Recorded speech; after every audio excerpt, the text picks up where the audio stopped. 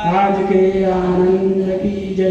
नमः पार्वते पते हर महादेव। नर्मदा माता की जय। नर्मदे हर हर।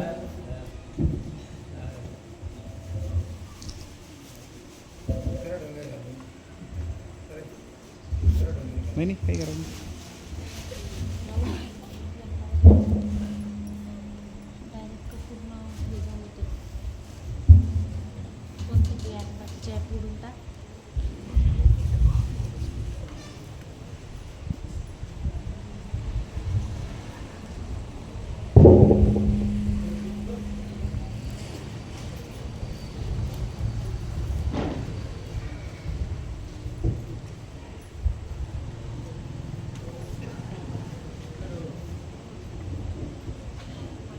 चला तर मग आजही नित्य नेहमी सवयीनुसार गेल्या मागच्या सोमवारपासून आपण मनानं नाथ बाबांच्या दर्शनाला जात आहोत. आज आपल्याला नाथ बाबांच्या घरी तर जायचंच आहे पैठणला, पण नाथ बाबांसोबत आळंदीला सुद्धा जायचंय. त्यामुळे संतांसोबतची जी वारी आहे त्याचं काही वैशिष्ट्य वेगळं असतं. थोडंसं इको कमी कर, आवाज जास्त. नाथबाबांच्या सोबत आजची ही जी वारी आहे ही विलक्षण आहे. खरं म्हणजे नाथांचं जे चरित्र आहे ते मुळातच आपण गेल्या आठवडाभर पाहतोय की नाथांचं चरित्र हा काही आठवड्याचा विषय नाही, हा काही महिन्याचा विषय नाही, हा एका आयुष्याचा सुद्धा विषय नाही. चरितम म्हणजे जसं हरी अनंत हरिकथा अनंता, तसं संत अनंत संत कथा अनंता. संतांचं हे चरित्र त्यातल्या त्यात नाथबाबांसारख्या मनस्वी लाघव लावून, म्हणजे भगवंतानं सगळ्या संतांना त्रास होईल असंच प्रारब्ध दिलं, किंबहुना संतांनी ते स्वीकारलं. तुकोबांचं चरित्र पाहत असताना आपले डोळे ओलावतात. माऊलीचं चरित्र गेल्या महिनाभर आपण ऐकलं होतं. बरेचसे याच्यामध्ये भाविक बसलेले असतील. आपल्या मंदिराच्या प्राण प्रतिष्ठापनेनंतर लगेचच त्या वर्षी आपण महिनाभर ज्ञानेश्वर महाराजांचं चरित्र ऐकलं होतं आणि मनसोक्त उन्हाळ्यात आपण भिजलो होतो. याचा अर्थ काय तर प्रारब्धवश एवढे त्रास, एवढा संकट, एवढ्या दुःखाची मालिका संतांनी झेलल्या की तुका म्हणे तेची संत सोसी जगाच्या आघात असं लिहावं लागलं. आपल्याजवळ काही विद्वत्ता नाही, आपल्याजवळ काही साधना नाही, आपल्याजवळ काही ज्ञान नाही, पण त्यांच्या उष्ट्या पत्रावळीवर जेवल्यामुळं एवढे हार तुरे ह्या सगळ्या गोष्टी येतात. आपण कुठेही नाही, पसांगाला सुद्धा नाही त्यांच्या.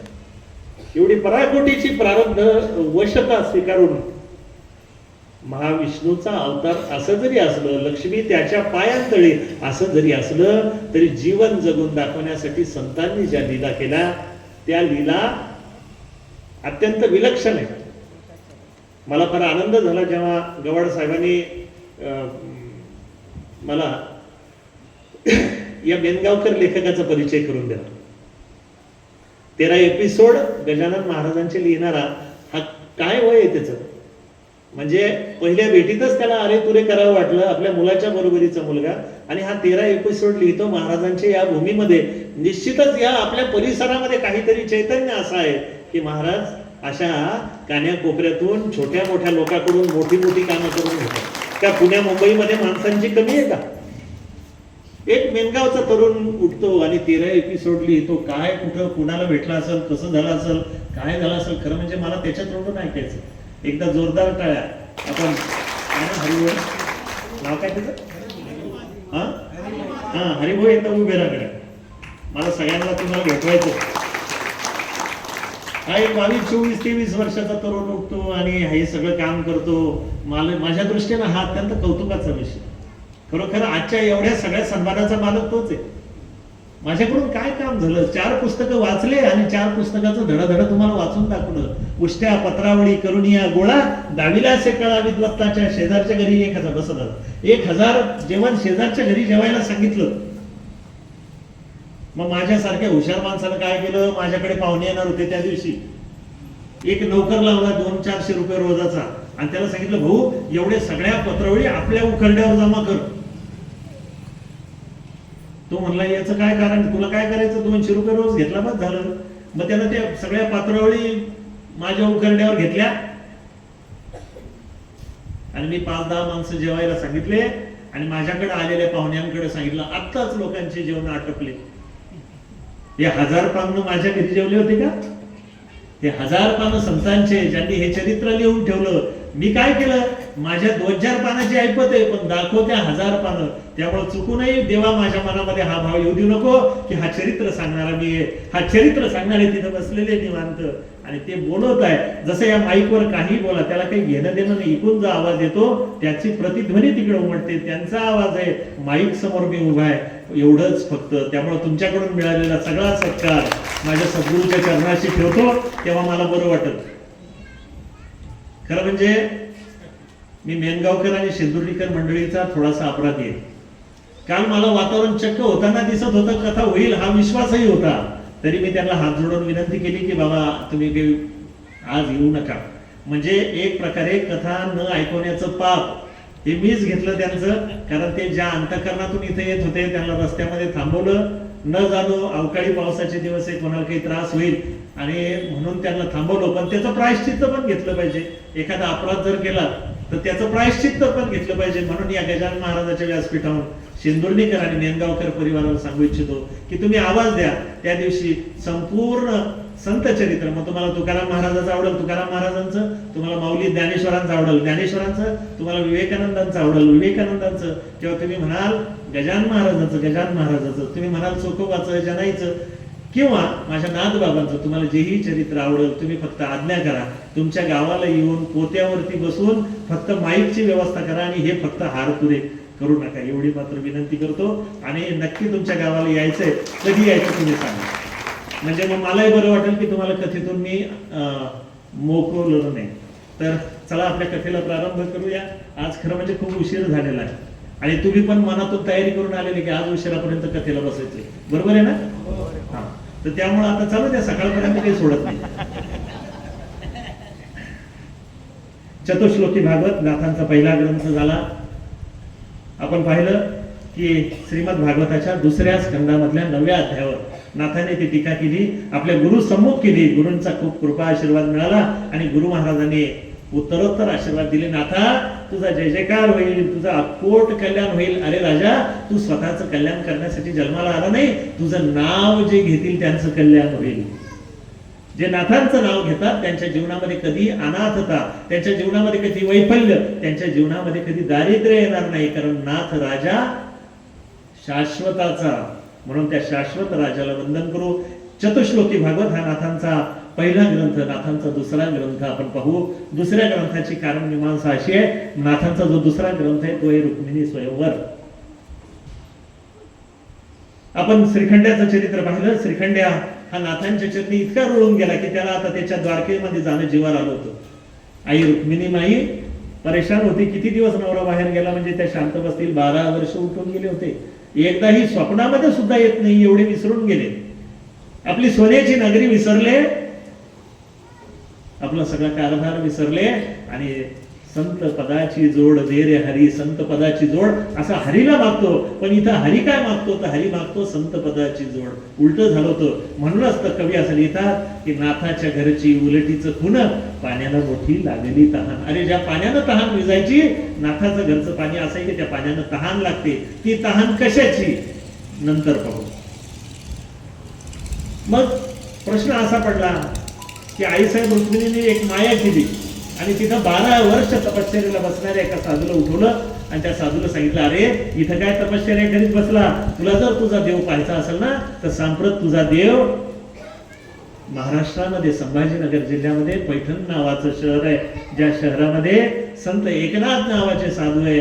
आणि तुझा हा स्वामी, माझा हा स्वामी त्या नाथ सदनामध्ये झाडू मारतो, रांगोळ्या काढतो, चंदन घासतो, गंगेचं पाणी वाहतो. अरे एवढंच काय, नाथ महाराजांच्या धोतराच्या निर्या करून ठेवतो, सोडलेलं धोतर स्वच्छ धुवून वाळत घालतो, श्रीनाथ सदनी सर्वही कार्य करतो. एवढं कार्य केलं, एवढ्या कावडी वाहिल्या की जसं श्रीवत्सलांचन हे महाविष्णूच्या छातीवरती आहे, तसं आजही तुम्ही जर विजयी पांडुरंगाची मूर्ती पाहाल तर विजयी पांडुरंगाच्या दोन्ही खांद्यावर कावडी वाहिल्याचे घट्टे. जर तुम्हाला तुमच्या भाग्यवशानं ती मूर्ती पाहायला मिळाली तर दोन गोष्टी आवर्जून पहा. त्या मूर्तीच्या उजव्या हातावरून हात फिरून पहा, तुम्हाला लोण्याचा स्पर्श झाल्याशिवाय राहणार नाही. आणि त्या मूर्तीच्या खांद्यावर हात ठेवा, दोन्ही बाजूला तुम्हाला कावडीचे, तो जो बांबू असतो ना कावडीचा, त्याचे घट्टे तुम्हाला दिसतील. ज्याला भाग्यात आहे त्यांनी जरूर पहा. अरे तुझा तो मालक तिथं बसलेला आहे, जाय माझा निरोप सांग आणि तुझंही काम कर. तो मनुष्य निघाला, दर मजल कोस करत करत तो पैठणामध्ये आला. पैठणामध्ये त्याने विचारलं, नाथबाबा कुठे राहतात? आता लोकांची दृष्टी थोडीशी मंद झाली होती. आता जे त्रास देणारे लोक होते ना, चोरून लपून का होईना मागच्या रांगेत का होईना येऊन बसायला लागले होते. आता हळूहळू त्यांना कळायला लागलं होतं की आपण ज्याला त्रास दिला तो जादूगार नाही, तर तो विश्वाचा मालक आहे, तो नाथाचा नाथ हे त्यांना कळायला लागलं होतं. हळूहळू हळू लोक येऊ लागले होते. आता विरोध पैठण मधला मावळत चालला होता आणि अशाच वेळेस तो साधू पैठणामध्ये येतो, गंगेवर स्नान करतो, कोणाला तरी विचारतो नाथबाबा कुठे राहतात. आणि नाथबाबा त्याने सांगितलं की असं या चढावून पुढे जा, समोर तुम्हाला तुळशीचं वृंदावन दिसेल, भागवत धर्माची पताका आणि भला मोठा वाडा. 40 वाडे होते नाथांचे. किती? 16 खणाचे 40 वाडे होते. एक खण केवढा मोठा असतो जुन्या लोकांना विचारून घ्या. 40 वाडे होते नाथांचे. त्या 40 वाड्यामधलं देवघर आजचं नाथ मंदिर आहे. जसे तुम्हाला सांगितले की पैठणला 32 तीर्थ आहे, पैठणला 12 ज्योतिर्लिंग आहे. कधी कसे ते आपण पाहू, प्रत्यक्षच पाहू. इथं सांगून काय उपयोग आहे त्या गोष्टीचा. लक्ष्मी तीर्थावर बाबा स्नानाला जात होते, एवढं मात्र लक्षात ठेवा.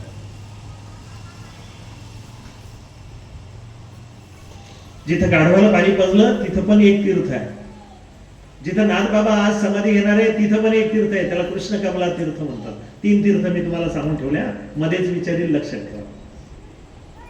पुरी बरं का, तुम्हाला विचारेल, मोठ्या माणसामध्ये विचार. तर नाथबाबांच्या घरी तो मनुष्य आला आणि दारातूनच आवाज देत आला. जशी श्रीखंड्यानं त्या माणसाकडे पाहिलं, अरे म्हणले कुठून आला रे बापा तुला आज? अरे काय त्रास द्यायला आला? बरं रमलो होतं ना मी, जगाचे कुबडे वाहता वाहता माझ्या जीवाला निवांतपणा. अर्जुना तेथ मी हरपला गिवसावा. अरे मी जर कधी काळी हरवलं ना, ज्ञानेश्वरीमध्ये देवाच्या मुखी घातलेलं वाक्य आहे माऊलीनं, अर्जुना तेथ मी हरपला गिवसावा. अर्जुनानं प्रश्न केला, देवा, भक्त काही प्रश्न विचारू शकतो. अर्जुनानं प्रश्न केला, देवा समजा तुम्ही हरवले, हरवणार नाहीच, पण समजा तुम्ही हरवले तर कुठं सापडताल? तर ते सांगितलं, बाळा समजा मी जर हरवलो ना, तर जिथं माझ्या हरीच्या दासाची, हरिभक्ताची कथा चालू असेल आणि तो संत चरित्र कथन करत असेल, तिथं मी सापडेल. मग खरंच सांगा, या बैठकीमध्ये तो आहे का नाही? कारण इथं कथा कोणाची चालू आहे? संतांची चालू आहे. आणि कोणाच्या पायाशी बसून चालू आहे? संतांच्याच पायाशी बसून चालू आहे. तेथ मी हरपला गिवसावा. तो आला, देवाला पाहिलं, अरे बाप आज आज काही खरं नाही, आज पकडली गेली चोरी, आता खरं खोटं होईल आणि माझी परेशानी होईल. म्हणून देव घाबरला.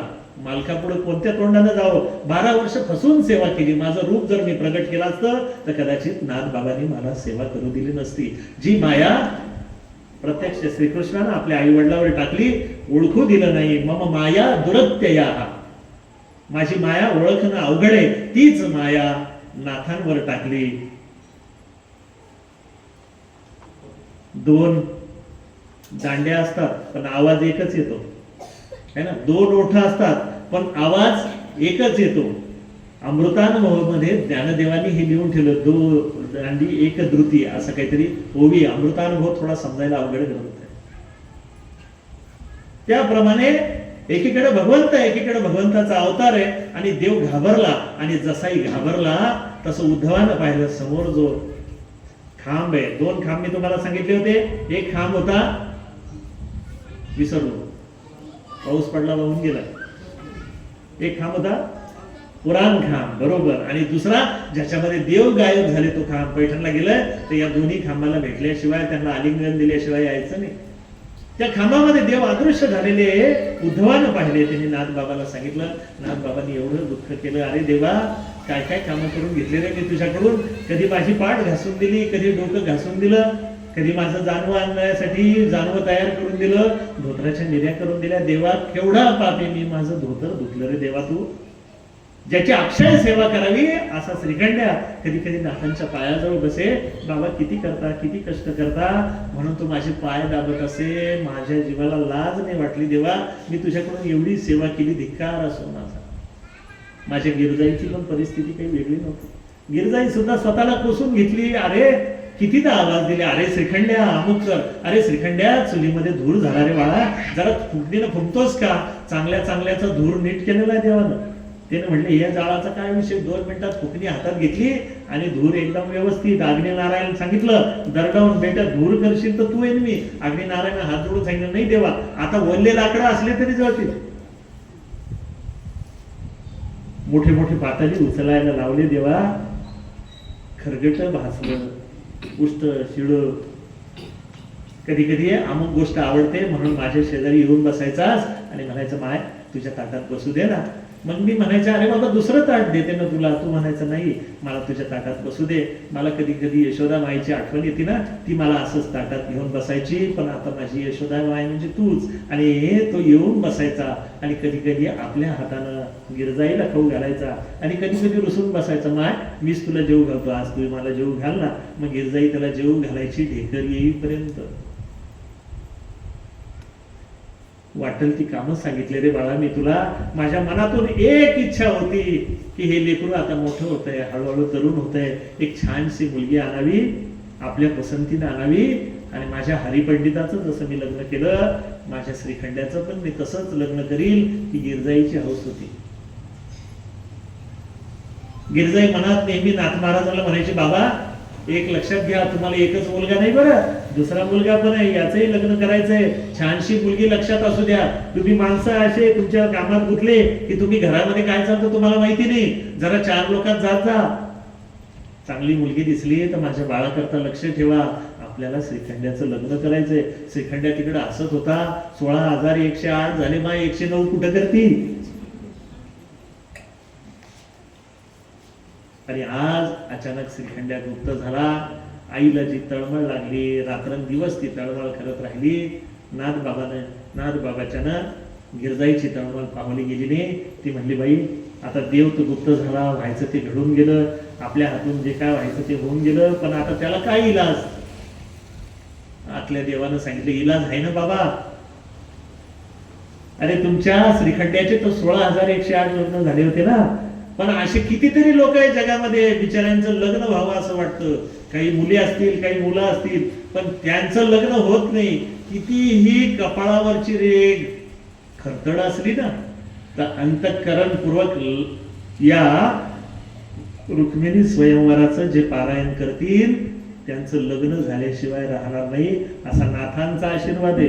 विश्वास असेल तर वाचायला लागा. ज्यांचं लग्न व्हायचं त्यांनीच बरं, ज्यांचं लग्न झालं त्यांनी अभ्यास म्हणून अभ्यासा. हा दुसरी काही इच्छा करू नका, एक आहे ना तेवढंच निभवा. तर ज्या मुला मुलींची अशी इच्छा आहे की आपल्या चांगल्या घरी चांगला मुलगा किंवा चांगली मुलगी मिळाली पाहिजे, त्याने अंतःकरणपूर्वक या रुक्मिणी स्वयंवराचे विशिष्ट पाठ करावे. काय सुंदर आहे. तिथं सुदेह नावाच्या ब्राह्मणाबरोबर माता रुक्मिणीनं प्रेमपत्र, म्हणजे त्यावेळेस पण ही पद्धत होती प्रेमपत्र पाठवायची. तर रुक्मिणीनं श्रीकृष्णाला पत्र पाठवलं. एकदा आपलं अंतःकरण मऊ करून ते पत्र वाचा. सुदेह नावाच्या ब्राह्मणाबरोबर दिलेलं आहे. त्याला वाचता लिहिता येतं, पण त्याला विश्वास आहे की हा आपलं पत्र फोडणार नाही आणि हे देवापर्यंत नेऊन द्यायचंय. नाथबाबांनी मोठ्या गमती केलेल्या आहे त्या प्रेमपत्रामध्ये. आणि नाथबाबांनी हे लिहून ठेवलेलं आहे की देवाला ज्यावेळेस ते पत्र मिळालं, अरे साधं मनी ऑर्डर आली तर आपण पोस्टमनला म्हणतो भाऊ चहा पिऊन झाला. मनी ऑर्डर आली तर एवढ्या आवडत्या राणीचं पत्र घेऊन इतक्या लांबून, या म्हणजे कुठून आला होता तो, अमरावतीहून आला होता आणि कुठपर्यंत गेला होता, द्वारकेपर्यंत, जवळपास 600-700 किलोमीटर, त्यापेक्षा जास्त घेऊन तो पत्र घेऊन गेलेला होता. एवढ्या लांबून हा आला. नाथबाबा गमतीनं लिहितात, असा काही पाहुणचार केला ना म्हणे देवानं की त्या ब्राह्मणाला पुन्हा वापस आपल्या घरी जायचीच इच्छा झाली नाही. गमतीशीर नाथबाबांचं दुसरं ग्रंथ संपदा आहे, ती म्हणजे रुक्मिणी स्वयंवर. तिसरं आहे चिरंजीव पद. चौथं आहे महत्वाचं, ते म्हणजे श्रीनाथ भागवत. आपण कालच्या निरूपणामध्ये नाथ भागवताविषयी विस्तृत चर्चा केली होती.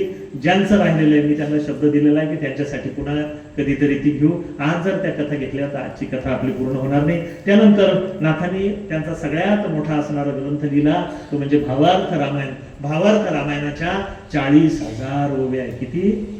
40,000. आणि हा भावार्थ रामायण एवढा मोठा आहे, एवढा विस्तृत आहे, एवढा गमतीदार आहे. खरं सांगू, महाराष्ट्रातल्या कुठल्याही कथाकारानं इतर कुठल्या कथा रामायणाच्या करण्यापेक्षा जर भावार्थ रामायण केलं ना तर लोकांना प्रभू रामचंद्र काय हे कळतील.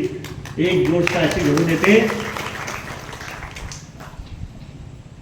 की नाथांनी असं लिहिलं की त्या अशोक वाटिकेमध्ये मारुती ज्यावेळेस जातात तर त्यावेळेस तिथली फुलं निळसर आणि पांढऱ्या रंगाची होती. असं नाथ बाबा त्या लेखनामध्ये लिहून बसतात. आणि ते लेखन चालू असताना भुभुक्कार करत मारुती राजे समोर येऊन बसतात आणि नाथांना सांगतात, नाथ बाबा मला एक गोष्ट सांगा, अयोध्येमध्ये तुम्ही गेले होते का मी गेलो होतो?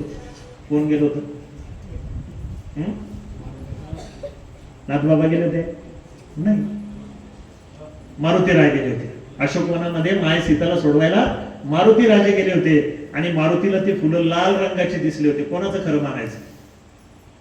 नाथ बाबा लिहितात की पांढरे आणि निळसर फुलं आहे आणि मारुती म्हणतात मी प्रत्यक्षदर्शी आहे, मी तिथे गेलो होतो, मी माता सीताला सोडून आणायला गेलो त्यावेळेस अशोक वाटिकेमधली फुलं लाल रंगाची होती सगळी. एकही फुल पांढरं नव्हतं, एकही पिवळं नव्हतं, एकही निळं नव्हतं. सगळे फुलं कोणत्या रंगाचे होते? लाल रंगाचे होते. आता गंमत पहा, युक्तिवाद पहा. मग दोघांची चर्चा चालली आणि मग 2 जणांचे भांडण चालू असतील तर तिसरा न्यायाधीश लागतो की नाही? ते म्हणले कोणालाही बोलवा. म्हणे आता इथं बोलवण्यासारखं कोण आहे? तर म्हणे प्रभू रामचंद्रालाच बोलवा ना. आणि एकटं बोलू नका, सीतामाई सहित बोलवा, कारण माई सुद्धा तिथं होती ना. मायबापानं सोबत बोलवा. पहा नाथबाबांच्या लेखणीची कमाल सांगतो तुम्हाला. एवढं एकच सांगतो, कारण पातेलं भर भात पाहायचा नाही, एकच शीत पाहायचं आणि त्यानंतर बरोबर मावल्या समजता की शिजला का नाही शिजला, आपल्याला फक्त एकच शीत पाहायचं. सीतामाई आणि प्रभू रामचंद्राचं स्मरण केलं मारुतीने आणि आडव्याने गाता उभा नारायण. मारुतीच्या नुसत्या स्मरण मात्रेनं देव तिथं उभं राहिलं. म्हणले बोला मारुती राजे, काय म्हणणं आहे? म्हणे या नाथबाबांचं म्हणणं आहे, माझं काही म्हणणं नाही. बोला नाथबाबा काय म्हणणं आहे? म्हणे मी जे लिखाण केलं तुमच्या कृपेनं त्यावेळेस त्या अशोक वाटिकेमधली फुलं निळी आणि पांढऱ्या रंगाची होती असं इथं लिहिलेलं आहे, तुमच्या कृपेनं लिहिलेलं आहे. सीतामाई म्हणली बरोबर आहे. अरे म्हणले काय माय बाई, अरे तुझं एवढं काम केलं, तू काय उलटली? हा माफीचा साक्षीदार झाल्यासारखे ना. म्हणजे तू तिथं होती माय, तू सगळं हे स्वतः पाहिलं, तू खरं बोलायचं सोडून माझ्याशी का बोलली? ते प्रभू रामचंद्र म्हणे तुमचं तुम्ही पाहून घ्या, ती तिथं होती तू तिथं होता. लिहिणारे हे, मला काही घेणं देणं नाही बाबा, कोणाकडून बोलणार आहे, दोन्ही जवळचेच आहे. सीतामाईकडे मारुती राय संशयन करू माया तू खोटं बोलू लागली, आज तू तुझ्या लेखाची बाजू घेत नाही. नाथ बाबा म्हणले बरोबर आहे माया, तुम्ही सांगितलं त्या पद्धतीनंच मी लिहिलं. म्हणले काय, माझं समाधान नाही झालं. प्रभू रामचंद्रानं नाथ बाबाकडे म्हणून सांगितलं, नाथ बाबा जेव्हा देवाचं समाधान होत नाही तर संतच समाधान करतात, संतच समाधान करतात. आणि समाधान करा माझ्या या लेकराचं म्हणजे मारुतीचं समाधान करा. नाथ बाबा म्हणले समाधानाचा विषयच नाही, मला एक समजतं की ज्यावेळेस मारुती राजे उड्डाण करून या अशोका वाटिकेत गेले त्यावेळेस त्यांना प्रचंड राग आलेला होता रावणाचा. एका बुक्कीतच रावण मारण्याची ताकद त्यांच्याकडे होती, पण मर्यादा होती आणि मर्यादेतच मारावं का ना मारावं या रागामध्ये त्यांचे डोळे लाल झालेले होते आणि लाल झालेल्या डोळ्यामुळं त्यांना सगळीकडे लाल लालच दिसत होतं. त्यामुळं पांढरी फुलं सुद्धा त्यांना कशी दिसली? आपल्या लहानपणी आपण त्या यात्रेतला चष्मा घेत होतो का, आहे ना, शेंदुर्णीच्या यात्रेतला लाल चष्मा असला तर आपल्याला कसं दिसत होतं? लालच. पिवळा चष्मा घेतला तर पिवळच आणि काळा चष्मा घेतला तर काळा आणि बिना काचाचा चष्मा असेल तर जसं तसं. मारुतीला पण ते पटलं. हा युक्तिवाद भावार्थ रामायण शिकवतो. 40,000 ओव्या, 75,000 ओव्यामधल्या 40,000 ओव्या नाथ बाबांनी भावार्थ रामायणामध्ये खर्च केल्या. पण इथे एक गंमत आहे, आपण परवाच्या दिवशी गौबाचं चरित्र पाहत असताना पाहिलं की नाथ फाल्गुन वद्य षष्टीला जाण्याचं निश्चित करतात आणि त्याच वेळेस राहिलेलं रामायणाचं लेखन होतं. पूर्वी तिथं कृष्णार्णव नावाचे एक व्यक्ती होते, ज्यांचं लिखाण चालू असताना त्यांनाही मध्येच मृत्यू येतो, पण नाथ बाबा त्यांच्यासाठी महिना मागून घेतात आणि तो ग्रंथ पूर्ण करतो आणि जातो, असा इतिहास आहे. मग उद्धवानं सुद्धा नाथबाबांना सांगितलं, बाबा तुम्ही थोडं आयुष्य लोकांना देऊ शकता, तुमच्याकरता मागा ना. त्यांनी म्हणले नाही, ही तिथी साधायची म्हणजे साधायची. मग कोणी म्हटलं हे कोण पूर्ण करील? नाथबाबांनी गौबाकडे लक्ष दिलं, हा माझा गौबा हे पूर्ण करील. कुठून नाथबाबा थांबले आणि कुठून गौबा सुरू झाला आजही कळत नाही. शेवटी गौबानं लिहून दिलं, एक नाथांची एक रूपे लेखन संपन्न झाले. याचा अर्थ पुष्टी देतो की नाही गौबा, की नाथांच्या कृपेमुळे माझं हे लेखन संपन्न झालं. हा नाथांचा भावार्थ रामायण सगळ्यात मोठा असा लेखन प्रपंच. त्यानंतर नाथांनी अभंग लिहिले आणि नाथांचं सगळ्यात आवडतं वाङ्मय लोकांचं ते म्हणजे भारूड. भूत जबर मोठे बाई विंचू चावला, पंढरीला नेलं ग बया, ही सगळी जी भारूड आहे सर्वसामान्य लोकांना घरामध्ये रुंजवणारी ती नाथबाबांनी लिहिली. आणि अशा पद्धतीनं नाथबाबांचे भारूड, हरिपाठ या सगळ्या गोष्टी घराघरामध्ये अडाणी अशिक्षित सगळ्यांच्या घरामध्ये आहे. हजारो वर्ष त्या लाखो वर्ष पुढच्या राहतील आणि मागच्या शेकडो वर्ष त्या जिवंत आहे. चला नाथबाबांच्या उत्तर जीवनामध्ये आपण सुरुवात करूया.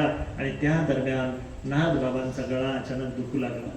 एवढा गळा दुखायचा की दिवस रात्र हाय हाय. आधी व्याधी उपाधी सगळ्या संपल्यानंतरही संत दुसऱ्याची दुखणी विकत घेत असतात, लक्षात घ्या. म्हणून संताजवळ जाताना आपली दुखणी सांगायची नसतात. देहधारी संताला तर कधी आपली दुखणे सांगायची नसतात.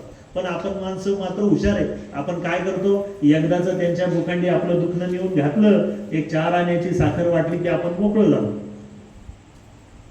देहधारी संतांच्या बाबतीत बोललो आणि अवतारात जे संत आहेत त्यांना आपले दुखणे सांगू नका. आम्ही प्रत्यक्ष आगाशे काकांना पाहिलेलं आहे की जो कोणी मनुष्य यायचा आपलं दुःख सांगायचा, आगाशे काका त्याचं दुःख आपल्या अंगावर घ्यायचे आणि तो मनुष्य उड्या मारत जायचा. हे डोळ्यांनी पाहिलेलं आहे. व्यासपीठावर प्रभू समोर आणि गजानन महाराजांसमोर जबाबदारीने सांगतो, हे डोळ्यांनी पाहिलेलं आहे. काही जणांचा विश्वास बसेल, आनंद आहे, नाही विश्वास बसेल, मला त्याच्याशी घेणं देणं नाही.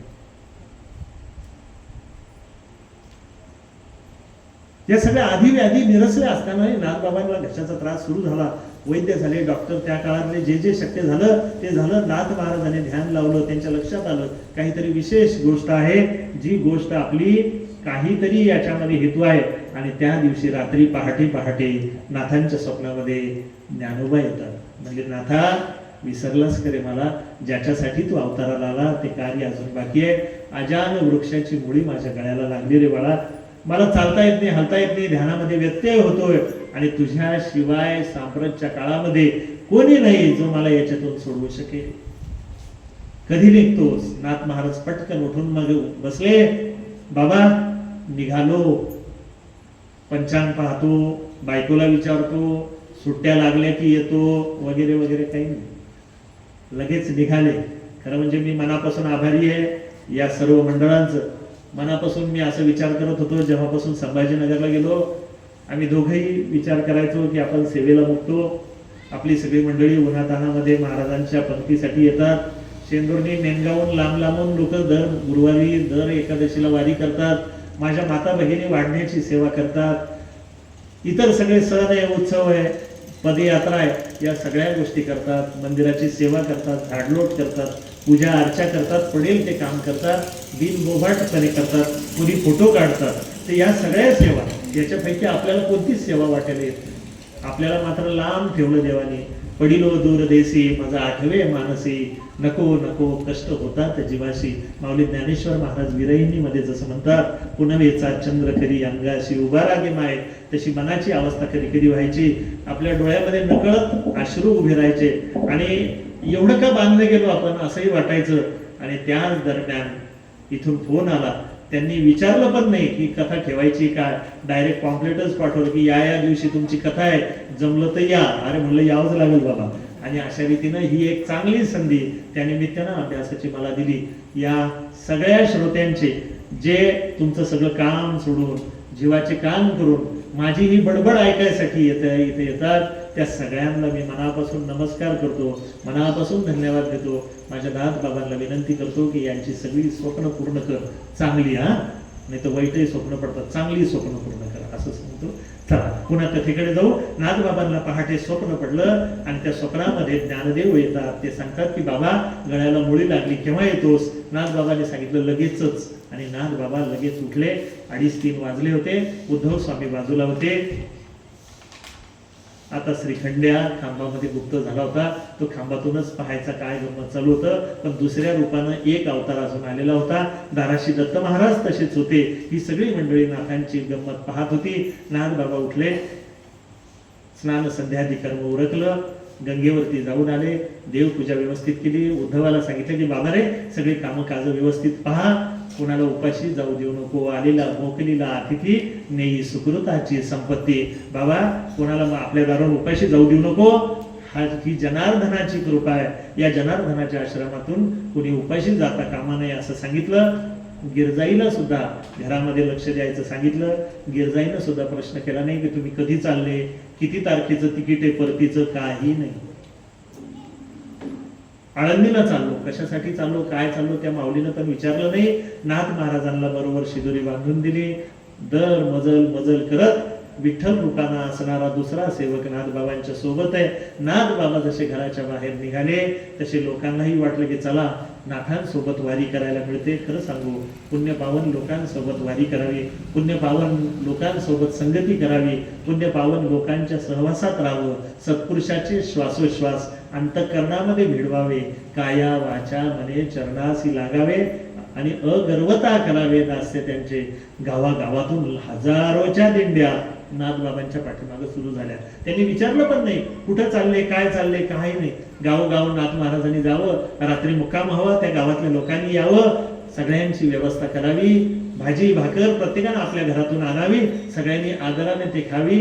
नाथ महाराजांनी आपल्या देवाला नैवेद्य दाखवावा, चतकोर अर्धी भाकरी स्वतः खावी, उरलेल्या अर्ध्या भाकरीचा सगळ्यांना प्रसाद वाटावा. दिवसामागून दिवस जात होते. हळू हळू हळू तैसेने ढाळे ढाळे हळूहळू चालत चालत एक दिवस ही सगळी मंडळी इंद्रायणी तीरी आळंदी ग्रामात येऊन पोहोचली. आता आळंदीला आल्यानंतर तिथल्या लोकांना नाथ बाबांनी प्रश्न केला, का हो इथं ज्ञानेश्वर महाराजांचं मंदिर कुठे आहे? ते म्हटले कोण ज्ञानेश्वर महाराज? इथं काही ज्ञानेश्वर महाराज बिराज मंदिर नाही. थोडस गाव होतं आणि ते सुद्धा आपल्या आपल्या याच्यात रमलेलं गाव होतं. नाथ बाबांना काही कळलं काय करावं. आजूबाजूला पाहिलं तर इंद्रायणीच्या काठी प्रचंड मोठं जंगल पसरलं होतं, काट्या कुपांनी वेढलेलं. त्या जंगलामध्ये नाथ बाबा जाऊन बसले. नाथबाबाने धरणं धरलं देवापुढं, ज्ञानेश्वर महाराजांपुढे धरणं धरलं. आणि तुम्हाला एक गमत सांगून ठेवतो, माझ्या सद्गुरूने सांगितलेली. एखादी गोष्ट जर आपल्याला करायची असेल ना तर गुरूंच्या गुरुला सांगायचं. घरामध्ये सुद्धा पहा, बापाकडे काही वस्तू मागायची आणि आजोबाचाच धोतर धरायचं है ना. आजोबाला मागितलं की ते बरोबर देतात, ते बापालाही म्हणजे दे ना, काय फरक पडतो. म्हणून पहा, आजोबाच्या मागे लागलं की गुपचूप सगळे पदार्थ किंवा काय जे असेल ते लाड मिळतात. पण चांगलं मागायचं बरं. हा, नाही तर दुसरं म्हणजे आजोबा तुम्ही ना आपण बरोबरच आकडा लावायला असं नाही, चांगलं काहीतरी मागायचं. आपल्या परात्पर गुरुला मागायचं. मग त्यांनी विचार केला की ज्ञानोबांचं तर स्तवन चालूच आहे. त्यांनी निवृत्ती राजांना पण आवाहन करायला सुरुवात केली. निवृत्ती दादा, ज्ञानोबांनी स्वप्नामध्ये येऊन सांगितलं पण माझा निर्मोही ज्ञानोबा मला त्याचं ठिकाण दाखवत नाही, माझ्यावरती कृपा करा, मला ज्ञानदेव दाखवा. काय काय लढीवाला हट्ट आहे ना नाथ बाबांचा, मला काय दाखवा? ज्ञानदेव दाखवा. निवृत्ती दादा मनात म्हणले, अरे नाथ बाबा तुला आरसा दाखवावा लागेल तेव्हा तुला ज्ञानदेव दिसेल. अरे तू स्वतः ज्ञानदेवाचाच अवतार आहे. पण नाथ बाबा हे ऐकायला तयार नाही. नाथ बाबाने तिथं 1.25 महिना, किती 1.25 महिना बिना जेवणा पाण्याचं काय केलं? धरणं धरलं. दिवस रात्र ज्ञानोबाचं भजन, दिवस रात्र निवृत्ती दादांचं भजन, अखंड भजन चाललं दिवस आणि रात्र. सकाळी शौचादी कर्मासाठी उठायचं, स्नान करून इंद्रायणीहून यायचं, इंद्रायणीहून येताना ओंजळभर पाणी प्यायचं, दुसऱ्याच दिवशी ओंजळभर पाणी प्यायचं. 1.25 महिना चालला असं. नाथ बाबांसोबत हजारो लोक आले होते. ते म्हणतात त्यांचं काय, तर त्यांनी त्या परिसरातले सगळे झाडं झुडं तोडून टाकले, काटेकुटे व्यवस्थित केले, जागा साफ केली आणि त्यांचंही दिवस रात्र भजन चाललं. आता तुम्ही म्हणाल भजन चाललंय इथपर्यंत बरं होतं, त्यांच्या खाण्यापिण्याचं काय? तर जेवढे लोक इंद्रायणीत त्या आळंदीत नव्हते ना, त्याच्या 100 पट लोक तर या वारीमध्ये होते. एक नवीनच गाव इथं बसलं होतं. स्नान संध्यादी कर्मासाठी पाणी मुबलक होतं, पण जेवणाचं काय? एवढ्यात एक किराणा दुकानाचा व्यापारी तिथं भल्या 5, 50, 100 गाड्या भरून किराणा माल घेऊन आला आणि त्यानं आपलं दुकान मांडलं. आणि त्याने त्या वारकऱ्याचा जो मुखी होता त्याला बोलवलं आणि त्याला सांगितलं, भाऊ जेवढा लागला तेवढा माल इथून घेऊन जा, धान्य लागेल तेवढं घेऊन जा. ते म्हणले घेऊन जा हे ठीक आहे भाऊ, पण द्यायचं काय? वहीवर लिहिणं ठीक आहे, पण वही नंतर मागणी येतेच ना, मंगळवारी निरोप येतोच ना, फोन येतोच ना, का होते मागचा हिशोब काय झाला, तो हिशोब काय? वारकरी लोक होते, सज्जन लोक होते, गरीब होते पण प्रामाणिक होते. त्यांनी सांगितलं देण्या घेण्याचे नाथ बाबा जहागीरदार आहे, श्रीमंत आहे. नाथ बाबांचा मी जुना किराणादार आहे आणि नाथ बाबा आणि मी हिशोब पाहून घेईल, तुम्ही काही गरीब माणसं त्याच्याकडे लक्ष घालू नका. नाथांचं पहिलंच माझ्यावर एवढं कर्ज आहे बाबा, तेच माझ्याच्याने फिटत नाही, तुम्ही चिंता करू नका. 1.25 किलो लागत असेल तर 25 किलो घेऊन जा, हायगाई करू नका, रट्टून खा आणि दणकून भजन करा. असे किराणा दुकानदार गावोगावी झाले पाहिजे, आहे का नाही?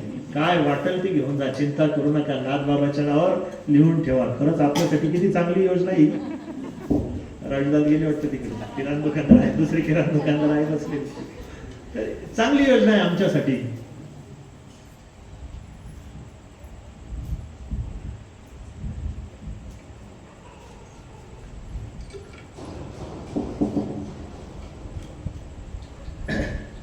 पहाटे पहाटे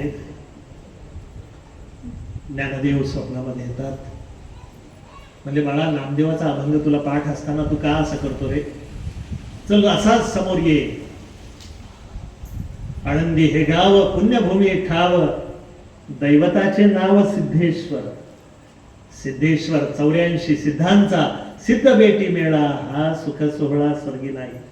सर्व सुखाची लहरी ज्ञानाबाई अलंकापुरी, शिवपीठ हे जुनाट ज्ञानाबाई तेथे मुकुट. अरे या सिद्ध बेटामध्ये जे सिद्धेश्वराचं प्राचीन असं मंदिर आहे, प्रत्येक 1000 युगाला एक सिद्ध, अशा 84 युगाचा सिद्ध तिथं बसलेला आहे सिद्धेश्वर.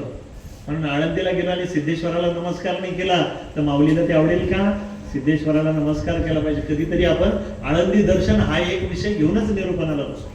आळंदीचं दर्शन म्हणजे कळसापासून ते समाधीपर्यंत दर्शन आणि समाधीपासून तर प्रदक्षिणेचं कसं दर्शन घ्यायचं हाच एखाद्या दिवशी विषय घेऊ कधीतरी.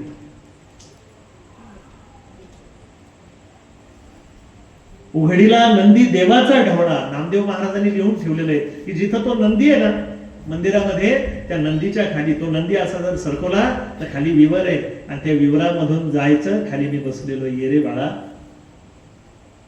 न सहावे ही दुरी, किती दिवस झाले, चल ये. असं म्हटल्यानंतर नाथ बाबा एकटेच उठले. बाहेरच्या लोकांना स्ट्रिक्टली सूचना दिल्या की ही मर्यादा सोडून कोणी यायचं नाही. ते म्हणाल निवृत्ती राजांना का विनंती केली, तर त्याचं रहस्य असं आहे की ज्ञानदेव जेव्हा समाधीला बसवले त्यावेळेस नामदेव महाराज आणि निवृत्ती राजे हे सगळ्यात उशिरावर आले. निवृत्ती राजांना सोबत घेऊन नामदेव महाराज पायऱ्या चढताय आणि नामदेव महाराजांचे शब्द आहे की फुटल्या सुटल्या आळीचा सुटला से आळा, ऋण चारी मेरा तृण चारी मेरा झाले असे तैसे, पांगले हे श्री निवृत्तीचे मन आणि करा समाधान पांडुरंगा. बांधलेल्या पेंडीचा आळा जो बांधतो ना त्याला, तो सुटल्यानंतर गवत जसं रानमाळ फिरताना तसे वृत्तीरहित स्नान असणारा निवृत्ती महाराज यांचं मन पहिल्यांदा आयुष्यामध्ये आई बाप इंद्रायणीमध्ये समाधिस्थ झाले. त्यावेळेसही निवृत्ती राजांच्या डोळ्यातून अश्रू आले नाही, त्या विरक्ताच्या राजाच्या डोळ्यातून पाणी आलं. आणि तैसे हे पांगले श्री निवृत्तीचे मन, निवृत्ती राजांचं मन असं पांगलं आणि देवा आम्ही सगळी लेकरं आहोत. 80 वर्षाचे नामदेव महाराज आहे, पण निवृत्ती राजाच्या शिष्याच्या शिष्याच्या शिष्याचे शिष्य आहे.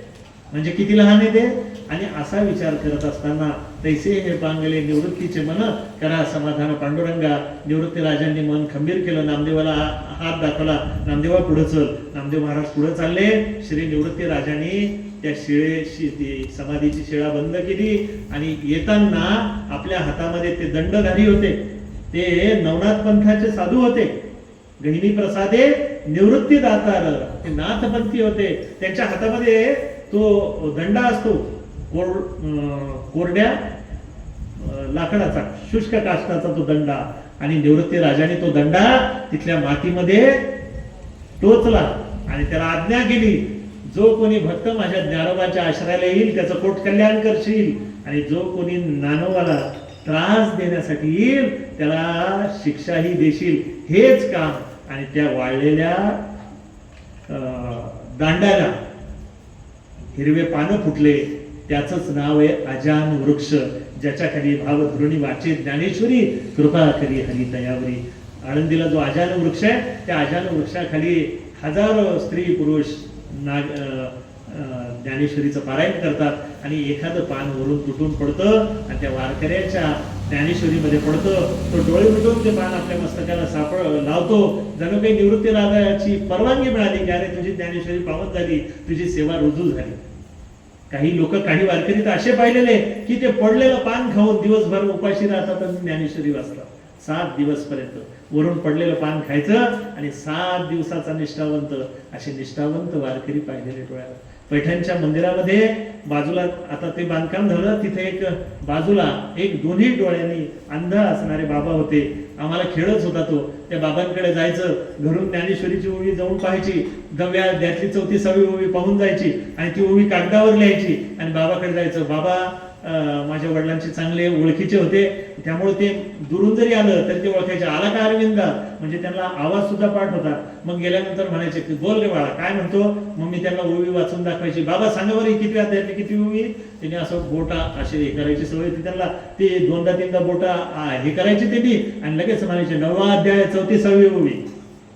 दोन्ही डोळ्यांना अंध जन्मांक होते, पण काय सिद्धी आहे, करील ते काय नहे महाराज परिपाहे अंगी शुद्ध सत. ज्ञानोबांनी सांगितलं, निवृत्तीनाथांनी सांगितलं अरे तो नंदी बाजूला कर. आणि आतमध्ये नाथांनी तिथं जाण्याच्या आधी सगळ्या लोकांना सांगितलं की या सीमा रेषेच्या मध्ये कोणी येऊ नका, तिथंच तुम्ही भजन करा. जेवणा खाण्याची चिंता मिटली होती. रात्रभर भजन करायचे, दिवसभर भजन करायचे. थोडे थकले की विश्रांती घ्यायचे, इंद्रायणीमध्ये जाऊन स्नान करायचे, भोजन करायचे, पुन्हा भजनाला लागायचे. असं लोकांचं अखंड नामस्मरण, अखंड हरिनाम सप्ताह कशाला म्हणतात, तो याला म्हणतात बरं. नामाची खंडनाच नाही.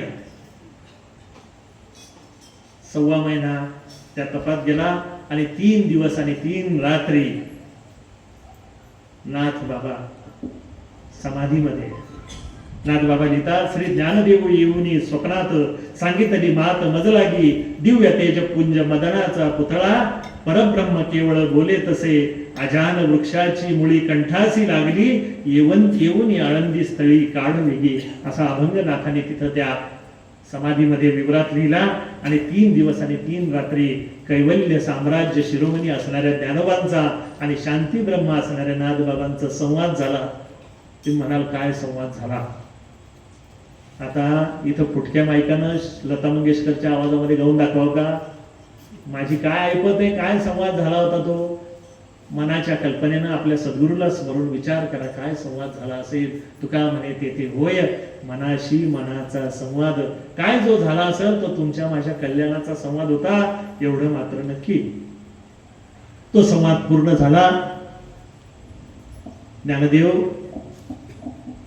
ज्ञानदेवानी नाथ बाबांना हृदयाशी लावलं.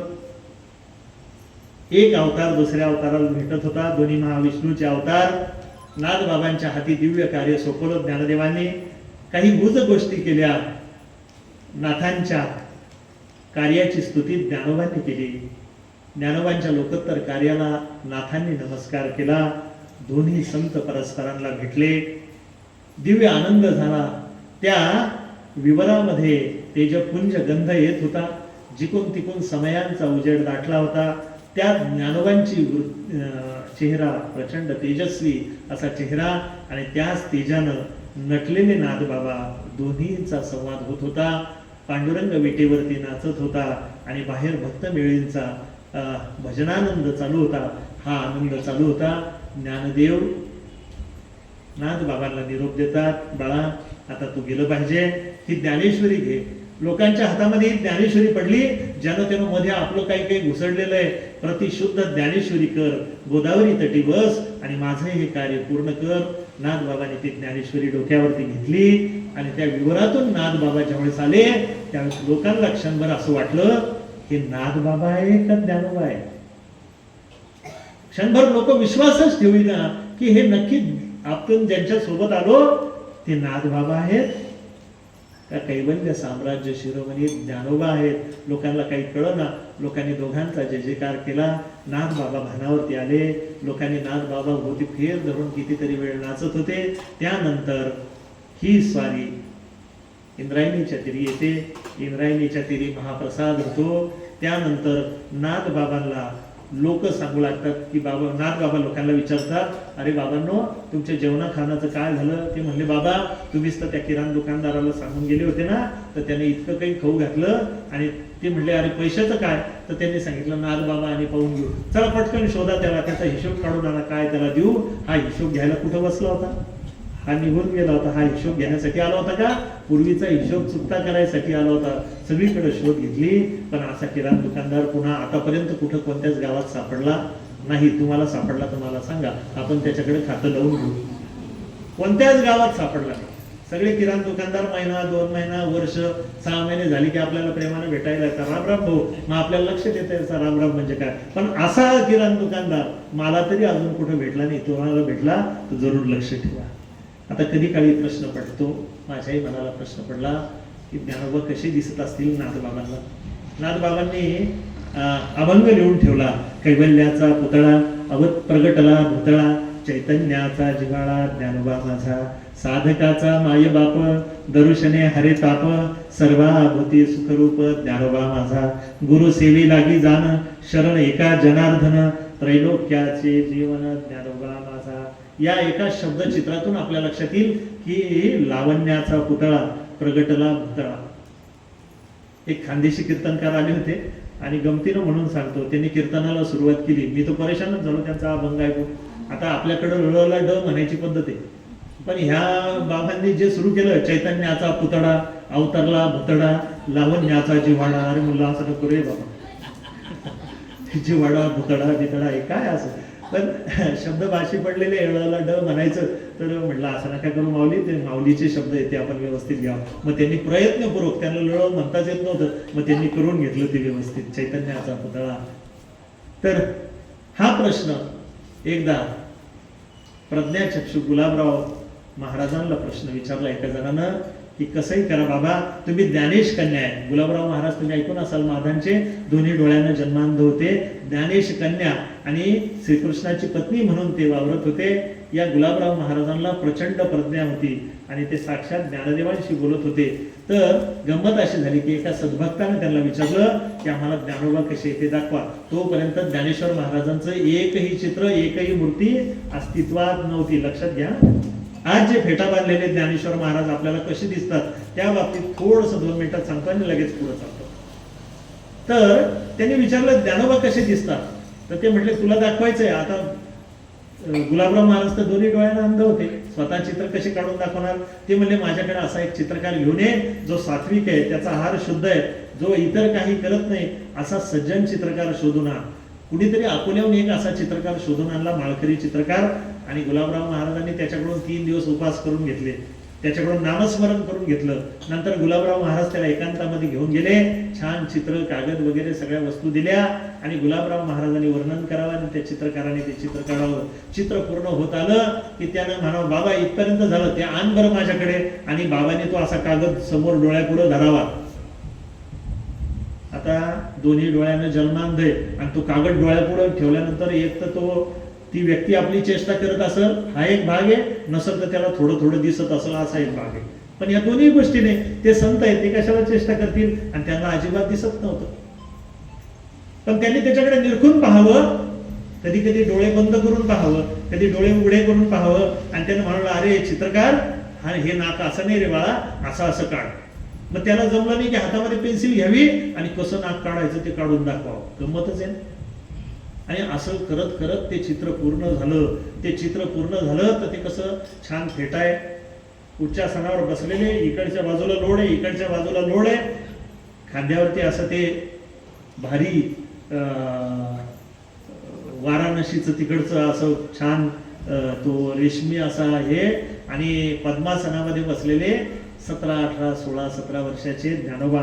अत्यंत सुंदर असं रूप आहे. रूप पाहता लोचनी सुख झाले हो साजनी, असं सुख होणारं रूप आहे. आणि ते चित्र सगळीकडे प्रसिद्ध झालं. सगळ्या लोकांनी ज्ञानेश्वर महाराजांचं अधिकृत चित्र आहे असं म्हणून गृहीत धरलं. पण संत साहित्याचे गाढे अभ्यासक लरा पांगारकर यांच्याकडे ते चित्र आलं, आणि लरा पांगारकरांनी तिकीट काढलं, सरळ ते बाबांना भेटायला गेले. म्हणले, बाबा, सगळ्या लोकांनी माना तुकवल्या असतील, पण मी तर मान तुकवणार नाही. मला सांगा, ज्ञानोबाला एवढा भारी फेटा, एवढे लोड आणि एवढे तक्के कुठे भेटले हो? ते म्हणले, लक्ष्मणराव, बरं झालं तू येणार होता हे मला माहिती होतं, आणि तुझ्यासारखी परखड माणसं मला आवडतात. तू जे बोलला ना, तुला सांगतो हे कुठं झालं. आणि प्रज्ञाचक्षू गुलाबराव महाराजांनी सांगितलं, अरे एकदा असं झालं की ज्ञानोबा फिरत फिरत फिरत फिरत वाराणसीला जातात. वाराणसीची ती पंचकोशीची परिक्रमा पूर्ण करून ते एका मठामध्ये निवांत बसलेले असतात.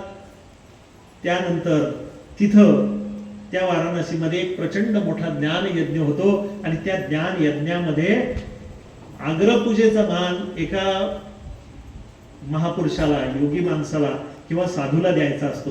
असा साधूचा शोध चालू होता. 2 गट म्हणत होते आम्ही याला मान देऊ, तो गट म्हणत होता त्याला मान देऊ. दोघांचे भांडणं सुरू झाले. कोणाचंही एकमत होत नव्हतं, आणि दोघांच्या भांडणामध्ये तो प्रश्न तसाच राहिला. उद्या पूजनाचा दिवस आला तरी ठरलं नव्हतं कोणाला मान द्यायचा.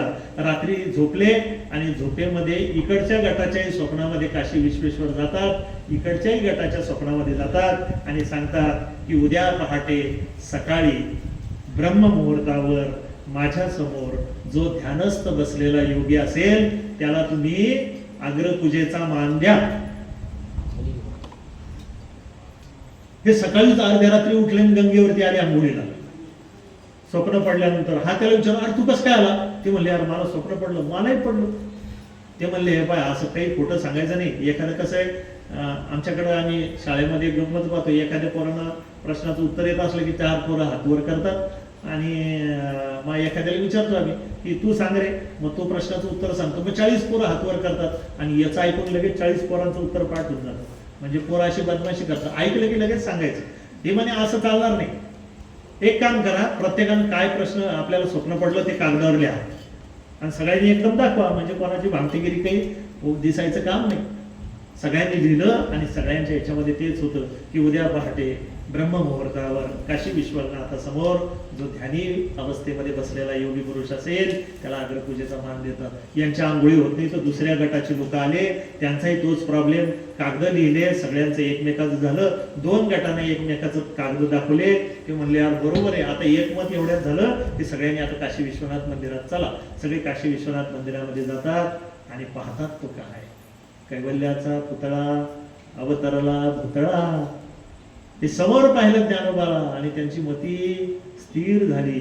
चेहऱ्याकडे पाहू का चरणाकडे पाहू असा त्यांचा भाव झाला. ज्ञानोबांची भाव समाधी संपल्यानंतर सगळे काशीचे पंडित ज्ञानोबांच्या पायी लागतात, आणि हात जोडून ज्ञानोबाला विनंती करतात, बाबा आजच्या अग्रपूजेचा मान तुमचा आहे. ते म्हणले, बरं बाबा, आज सकाळीच माझे श्री गुरु निवृत्तीराजे यांनी मला आदेश केला की तुझ्याकडे अशी माणसं येतील आणि तुला अग्रपूजेचा मान स्वीकारावा लागेल. मला तो स्वीकारायचा नाही, पण माझ्या गुरुच्या वतीनं मी तो स्वीकारतो, असं म्हणून ज्ञानदेव तिथं बसले. मला सांगा, ज्ञानदेवानी गुरुच्या वतीनं सत्कार स्वीकारला असेल तर माझ्यासारख्या फाटक्या माणसाने इथं स्वीकारावं का सत्कार? तुम्ही सांगा. हो का नाही? बोला फक्त खरं बोला. असं ज्ञानदेवानी नाकारला तर माझ्या सारख्याने स्वीकारावं का? बोला. नाही स्वीकारावं का नाही? 2 शब्दात नाही. खरं उत्तर नाही देऊ लागेल. खरं बोला. आपण व्यासपीठावर बसलेले, श्रवणाला बसलेले, खरं सांगा, स्वीकारावं का नाही स्वीकारावं? खरं उत्तर कोणीच देईना. हरकत नाही, चला पुढं. तर सगळ्यांनी विनंती केली आणि गुरुच्या वतीनं ज्ञानोबांनी तो सत्कार स्वीकारला. लक्ष्मणराव म्हणजे लरा पांगारकर हे चित्र तेव्हाच आहे, जे आपण ज्ञानोबांचं चित्र पाहतो ना आपल्या राम मंदिरामध्ये जी मूर्ती आहे ना, ती काशी मधल्या सत्काराच्या वेळची मूर्ती आहे ज्ञानोबांच्या. नाही ते एरवी ज्ञानोबाला एवढा पगडा बिगड्या कधी घातल्या असत्या कोणी लोकांनी. साधं सुधं राहणं होतं ज्ञानदेवांचं. आणि ती गोष्ट नाथांनी पण अनुभवली. आणि नाथ महाराज ज्यावेळेस वर आले, सगळ्या जनतेनं नाथ महाराजांचा सत्कार केला. नाथ महाराज वापस पैठणला जायला निघाले. ज्या त्या गावचे लोक आपल्या गावात थांबलेच नाही, सगळे पैठणाला आले. नाथ बाबांना पैठणला रवाना करू, तिथला सोहळा पाहू आणि मग आपल्या गावाला जाऊ. जसं ज्ञानोबांची वारी निघते आळंदीला, इकून राजश्री ज्याला काय म्हणू राजश्री थाटाची वारी जाते आळंदी ते पंढरपूर. पण कधी काळी आयुष्यामध्ये योग आला तर पहा म्हणतो मी खरा नाही, टिकून येणारी वैराग्यवारी आहे ही ज्ञानोबांची ऐश्वर्यवारी. इकून जाताना खाण्यापिण्याची रेलचेल पाहिजे ते सगळं सगळं तुम्ही जे मागाल ते सगळं. काही लोक बिस्किटचे पुढेच गोळा करून आणतात, हा भाग वेगळा. पण हे सगळं पाहिजे ते तिथं मिळून जातं. पण परतीच्या वारीवरती खरा कट्टर वारकरी आहे ना, तोच टिकू शकतो. बरोबर आहे की नाही? परतीच्या वारीवर कट्टर वारकरी. इथं ह्या अशा वाऱ्या केलेल्या, देशभर भ्रमंती केलेली ही जोडी आपण बसलेली. एक दिवस मला त्यांनी सांगितलं की आम्ही दोघांनी कशी भ्रमंती केली. कुठल्या अनोळखी गावामध्ये जायचं, तिथं मिळेल ते खायचं, पुढच्या गावाला जायचं. आज आपण भागवत बाबा असं समजतो, पण त्या काळात त्यांनी केलेला संघर्ष, ज्या काळात आपल्या गावामध्ये साधू पुरुषाची वानवा होती, त्या काळात यांनी पाणी घातलेलं आहे झाडाला. म्हणून ही माणसं नमस्कार. आणि माझं भाग्य थोर की अशा सगळ्या प्रदक्षिणा करणारे माणसं लेकराचं कौतुक करावं यांनी त्यांना ऐकायला, नाही तर त्यांच्याकडे काय ज्ञानाची कमी आहे. ही सगळी मंडळी नाथ बाबांना सोडण्यासाठी कुठं आली? पैठणामध्ये आली. पैठणाला उद्धव स्वामीला जेव्हा समजलं की नाथ बाबा आलेले, केवढा जल्लोष झाला असेल, केवढ्या कमानी उभारल्या असतील. नाथांच्या घरी काही कमी आहे का? आलेल्या माणसांचं खूप आगत स्वागत, कपडे लत्ते सत्कार झाले. प्रत्येकाने निरोपाचे विडे दिले. जे ते माणसं आपल्या कामी लागले. आणि ज्ञानदेवांनी मग आपल्या नाथांनी मग आपल्या कामाला सुरुवात केली. आपल्या सद्गुरूचं स्तवन केलं, जनार्दन स्वामींचं. बाबा पहिल्यांदा तुमच्या मुखातून ज्ञानेश्वरी ऐकली होती तेव्हा मला कल्पना पण नव्हती की एक दिवस माझ्या भाग्याचा येईल की ही ज्ञानेश्वरी ज्यांनी लिहिलं त्या 250 वर्षाची मागची कपाट खोलून ज्ञानोबाचं दर्शन मला होईल. लहान गानात ज्यावेळेस आपल्या सद्गुरू जनार्दन स्वामी समोर बसत असेल त्यावेळेस त्यांनी कल्पना केली होती का की एक दिवस असा येईल भाग्यामध्ये की प्रत्यक्ष ज्ञानदेवाचं दर्शन होईल. आणि जी ज्ञानेश्वरीची प्रत मी माझ्या गुरूंच्या ऐकली ती मूळ प्रत, ज्या प्रतीवर सच्चिदानंद बाबांचं अक्षर आहे, ज्या प्रतीवर माझ्या सद्गुरू निवृत्तीनाथांच्या आशीर्वादाचे ठसे, ज्याच्यामध्ये माझ्या ज्ञानदेवाच्या प्रतिभेचे बोल, माझ्या ज्ञानोबाच्या कृपेचे बोल, माझ्या ज्ञानोबाच्या प्रचितीचे बोल, माझ्या मुक्ताईच्या लाघवाचे अक्षर, माझ्या सोपान काकाच्या प्रेमाचे अक्षर ज्याच्यामध्ये दडलेली असेल अशी अक्षर, ती सोनियाची अक्षर, याची देही याची डोळा मला पाहायला मिळेल तरी ते काय नोहे महाराज परिपाहे अंगी शुद्ध सत्व. सद्गुरूनं जर कृपा केली तर जगामध्ये अशक्य काही नाही. फक्त सद्गुरूच्या पायाशी मात्र लीन असलं पाहिजे. कदापिही तिथं स्वतःचा अहंकार व्यक्त ज्या दिवशी होतो त्या दिवशी आपलं रिवर्सचा गेर पडतो. म्हणून काया वाचा मने चरणासी लागावे आणि अगर्वता करावे दास्य त्यांचे. नाथ महाराजांनी ती लेखन सुरू केलं. अनेक शुद्ध अशुद्ध ओव्या होत्या त्या दूर केल्या आणि प्रतिसिद्ध ज्ञानेश्वरी लिहिली. ज्ञानेश्वरी लिहिल्यानंतर आपला एकही शब्द ज्ञानोबाने त्याच्यामध्ये घातला नाही. सगळी ज्ञानेश्वरी पूर्ण केल्यानंतर नाथबाबांनी आपल्या 6 ओळी त्याच्यामध्ये लिहिल्या. शेवटी काय लिहितात नाथबाबा त्याच्यात? ये ज्ञानेश्वरीचे पाठी ओवी करीन जो मराठी, तेने अमृताचे ताटी जाण नरवटी ठेविली. मूळ ग्रंथ अतिशुद्ध तो शोधून या एवंविध, प्रतिसिद्ध ज्ञानेश्वरी प्रतिष्ठान गोदातटी, तारण नाम संवत्सरी, एका जनार्दनी शके 1212 तारण नाम संवत्सरी, एका जनार्दनी लेखन कामाठी. कामाठी शब्द वापरला. कामाठी म्हणजे कामगार, लेखन कामाठी सिद्ध झाला. काय अमृताचे शब्द आहे. ये ज्ञानेश्वरीचे पाठी ओवी करीन जो मराठी, तिने अमृताचे ताटी जाण नरवटी ठेवली. अरे मूळ ग्रंथ म्हणजे अमृताचा ताट आहे, आणि त्याच्यात जर कोणी दुसरं काही लिहायचा प्रयत्न केला तर त्या अमृताच्या ताटात फुटलेली करवंटी ठेवण्याचं पाप आहे. मूळ ग्रंथ अतिशुद्ध तो शोधून या एवं विध प्रतिसिद्ध ज्ञानेश्वरी. ज्ञानेश्वरीचं कौतुक झालं, घराघरामध्ये ती प्रतिसिद्ध ज्ञानेश्वरी गेली. आज तुमच्या माझ्या घरामध्ये जी ज्ञानेश्वरी आहे तिला नाथ बाबांचा स्पर्श झाला. ती ज्ञानदेवानी सांगितली, लिहिली सच्चिदानंद बाबांनी. कृपा निवृत्तीनाथांची जरी असली तरी तिला प्रतिसिद्ध करण्याचं, तिचं संपादन करण्याचं कार्य माझ्या नाथ बाबांनी केलं. म्हणून ज्ञानेश्वरीला हात लावताना नकळत कुठंतरी नाथ बाबांचाही स्पर्श झाला तर आपली ज्ञानेश्वरी वाचणं सिद्ध झालं. म्हणून खरं सांगतो, मनापासून सांगतो की एक तरी ओवी अनुभवावी. ज्ञानदेवाने सांगितलं ज्ञानेश्वरीमध्ये एक ताकद आहे. किती मूढ मातीचा माणूस असू द्या, ज्ञानेश्वरीचे अक्षर त्याला ज्ञानी बनतात, ज्ञानी बनवतात. जर अंध व्यक्ती संबंध पाठ करू शकतो तर आपण डोळस आहे. रेड्यासारखा निर्बुद्ध असणारा प्राणी जर वेद म्हणू शकतो तर आपल्याला देवानं बुद्धी दिलेली आहे. फक्त पायाशी शरण जावं. ज्ञानदेव कृपा करायला तत्पर आहेत. या पुढची एक कथा आणि त्यानंतर छोटीशी समाधीची कथा घेऊन आपण या वाघ यज्ञाला इथं थांबवणार आहोत. एक छोटीशी कथा आहे, अत्यंत भावपूर्ण कथा, मला नाथ चरित्रामधली सगळ्यात आवडणारी कथा आहे. ती आपण घेऊया. तत्पूर्वी 1-2 मिनिटाचं भजन आपण घेऊ.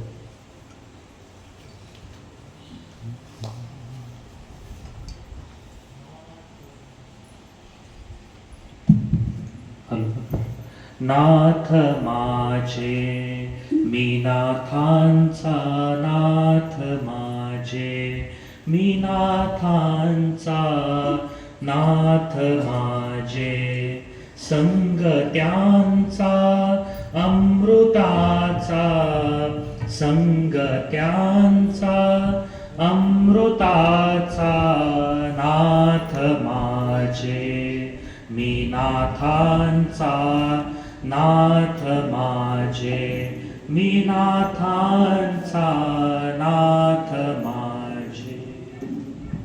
नाथ माझे मी नाथांचा, संग त्यांचा अमृतांचा.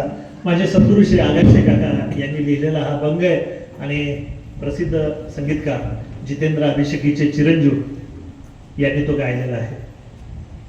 चला तर मग पुन्हा पैठणला जाऊया. आळंदीमधून आलो, पैठणला पुन्हा जाऊया. एक खेडगाव आहे, त्या खेडेगावामध्ये एक कुटुंब आहे, अत्यंत राजस संस्कारी असं कुटुंब आहे. आणि या कुटुंबामध्ये 3 जण आहे, आई, वडील आणि मुलगी. अत्यंत जीवाभावानं संस्कारानं मुलीला मोठं केलेलं.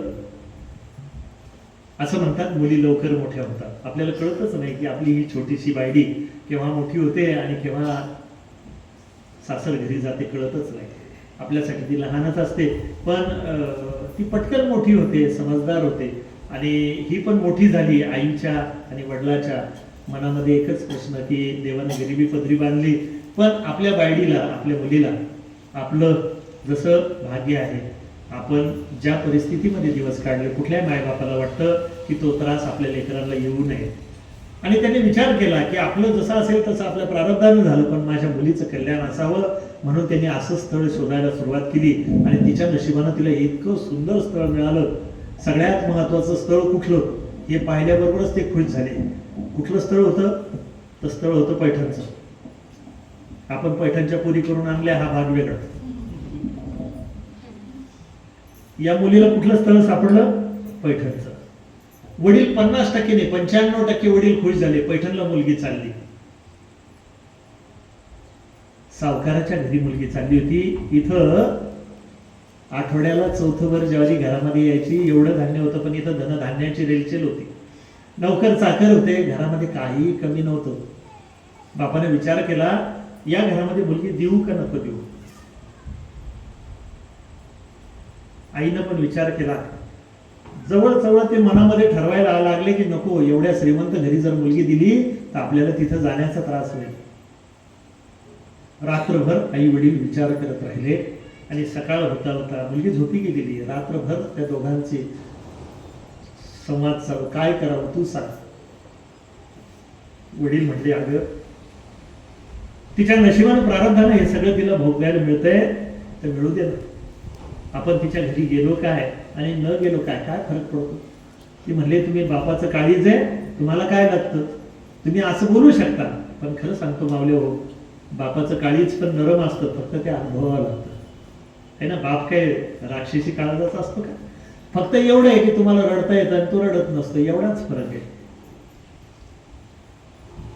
वडिलांनी सांगितले, हे बघ, आपलं जरी तिथं जाणं झालं नाही तर आपल्या बाईकडे लक्ष द्यायला एका जन्माचे नाही तर जन्मांतराचे तिचे आईबाप तिथे म्हणले. कोण? ते म्हणले नाथ बाबा आणि गिरजाई. त्यांच्या भरोशावर आपली लेक पैठणला देऊन टाकायची. नाथ बाबा आणि गिरजाईचं नाव काढल्याबरोबर दोघांचं एकमत झालं. दुसऱ्या दिवशी सकाळी निरोप पाठवला गेला, आमची मुलगी तुम्हाला द्यायला तयार आहोत. तिकडचा सासरा समजदार होता, सासू समजदार होती. सासरे आणि सासू लग्नाच्या आधी समजदार होता, नंतर काय होतं लग्न झाल्यानंतर हे आपल्याला काही कळलं नाही अजून.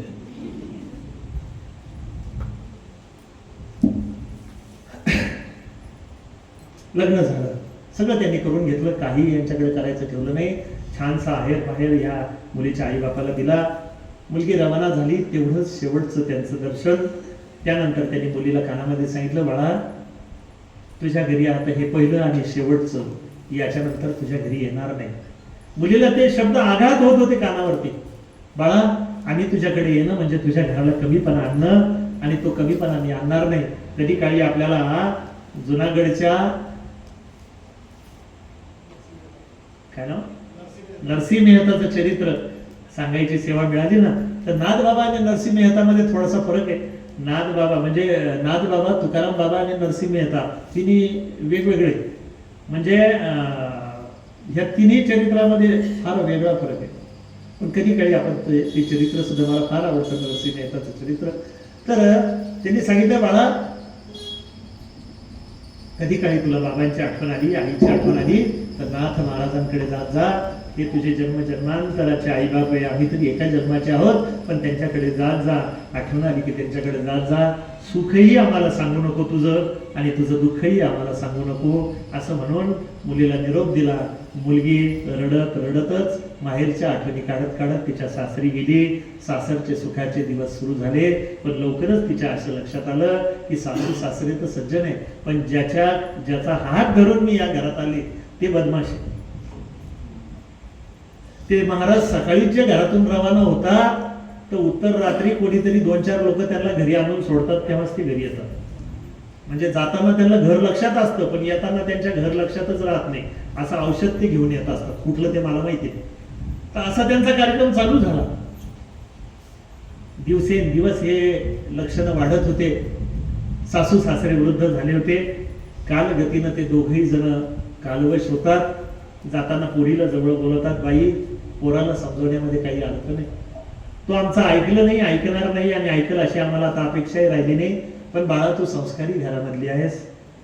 पोरी तुला जेव्हा केव्हा त्रास होईल तेव्हा तुझ्या बापानं तुला जे सांगितलं ते खरंच सांगितलं. तुला घरामध्ये आश्रय काही मिळेल अशी गोष्ट नाही.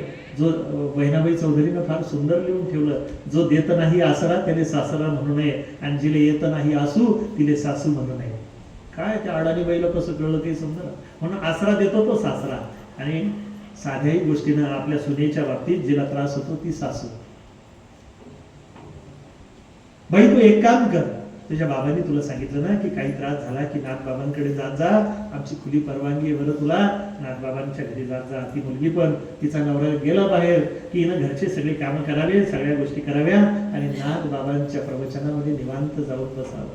नाथ बाबा पुराण सांगायला बसले की त्यांच्या समोर पदर घेऊन ही छोटीशी फार वहिनी, तिचं 18, 19, 20, 21 वर्षाची मुलगी, नाथ बाबांसमोर तिनं बसावं. मनातल्या मनात तिचा जप सुरू असावा. मनातल्या मनात ती नाथ बाबांशी संवाद करे. बाबा माझ्या बाबाने तुमच्या ओटीत घातलं, त्यांनी सांगितलं की तुला काही कमी जास्त असेल तर तू बाबांना सांगत जा. बाबा माझं दुःख तुम्हाला कळत नाही का?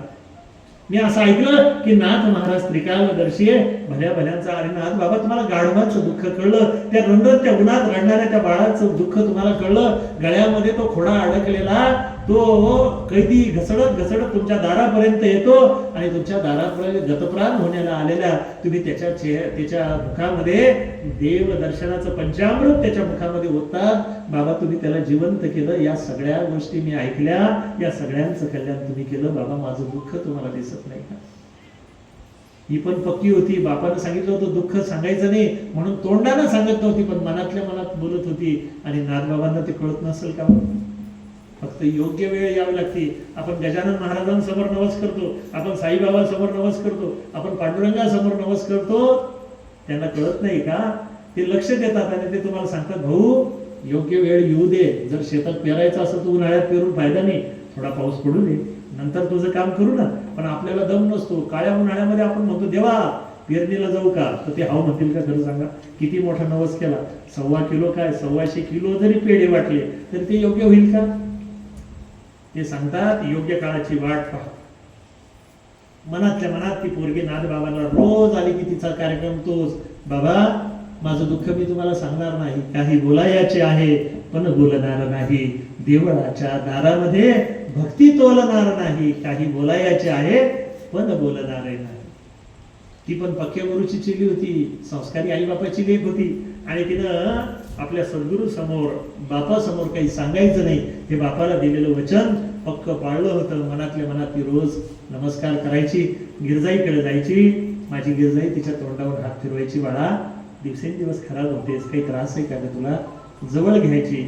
आईनं जवळ घेतलं की तिला हुंडू फुटायचा, ती रडायची, डोळे पुसायची, नाही माय मी खूप सुखात आहे, मला काही कमी नाही, तुमच्या सेवेत असताना मला कशाची कमी, राजी याची कांता काय पोरांना बक्षी, अरे कल्पतरू तळवटी जो कोणी बैसला, सांगा त्याला काही कमतरता आहे का? ती म्हणायची, बाई तत्वज्ञान मला सांगू नको, मला कळतं पण थोडं थांब, पावसाळा तुझ्यावर येईल. असं चालू होतं. रोज रोज ह्या गोष्टी चालू होत्या. एक दिवस हे म्हातारे आई वडील देवाला प्रिय झाले. आता तर हे महाराज मोकारच झाले. आता यांनी काय सुरू केलं, हे कधीतरी रात्री झोकांड्या खात घरी यायचे, आता हे मुक्कामीच दुसरीकडे थांबू लागले. दिवस दिवस 2-2 दिवस यांचा पत्ता नसायचा. बिचारी दिवस दिवस 2-2 दिवस उपाशी राहायची. घरामध्ये कशाची कमी नाही, पण जर नवरा जेवला नाही तर ती कशी जेवणार? जुन्या काळची गोष्ट सांगतो बरं मी, आजचा काय विषय, ती कशी जेवणार? दिवस चालू गेले असे. आणि घरामध्ये ज्या घरामध्ये लक्ष्मीचा अपमान होतो त्या घरामध्ये लक्ष्मी कशी थांबेल? ज्या घरामधली जी गृहलक्ष्मी आहे तिला त्रास आहे, ती दुःखात आहे, त्या घरामध्ये लक्ष्मीची कृपा होणारच नाही.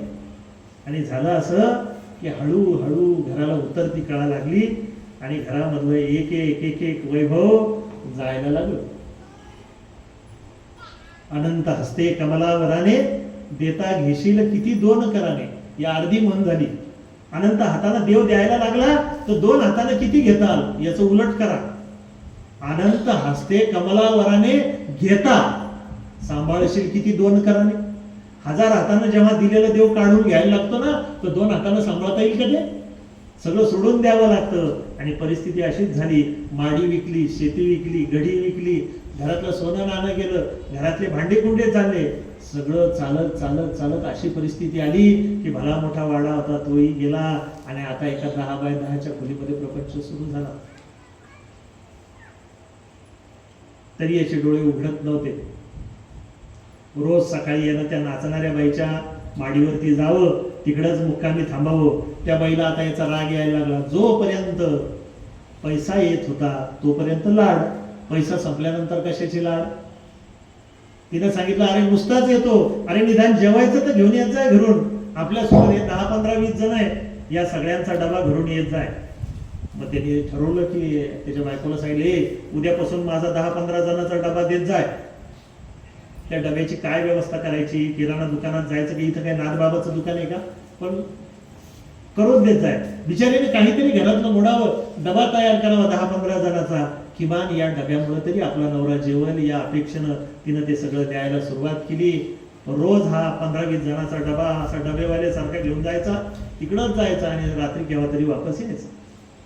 त्या नाचणाऱ्या बाईने विचार केला, काय निगरगट्ट माणूस आहे म्हणे, जे ज्याला हाकलायचा प्रयत्न करावा ते हा हे करू लागला. आता याला अशी गोष्ट मागायची की हा देऊ शकला नाही पाहिजे. हुशार असतात त्या. तिनं अशी गोष्ट मागितली की आता हिची परेशानी करायची. आणि म्हणून तिनं त्या दिवशी एक वेगळीच मागणी केली. म्हणले, भाऊ तू रोज येतो, एवढ्या सगळ्यांचा डबा करतो, फार छान सुगरण आहे तुझी बायको, पण तुझी बायको किती सुगरण आहे काय ते मला पाहायचंय. एक काम कर, आज डबा घेऊन येताना तिलाही सोबत घेऊन ये.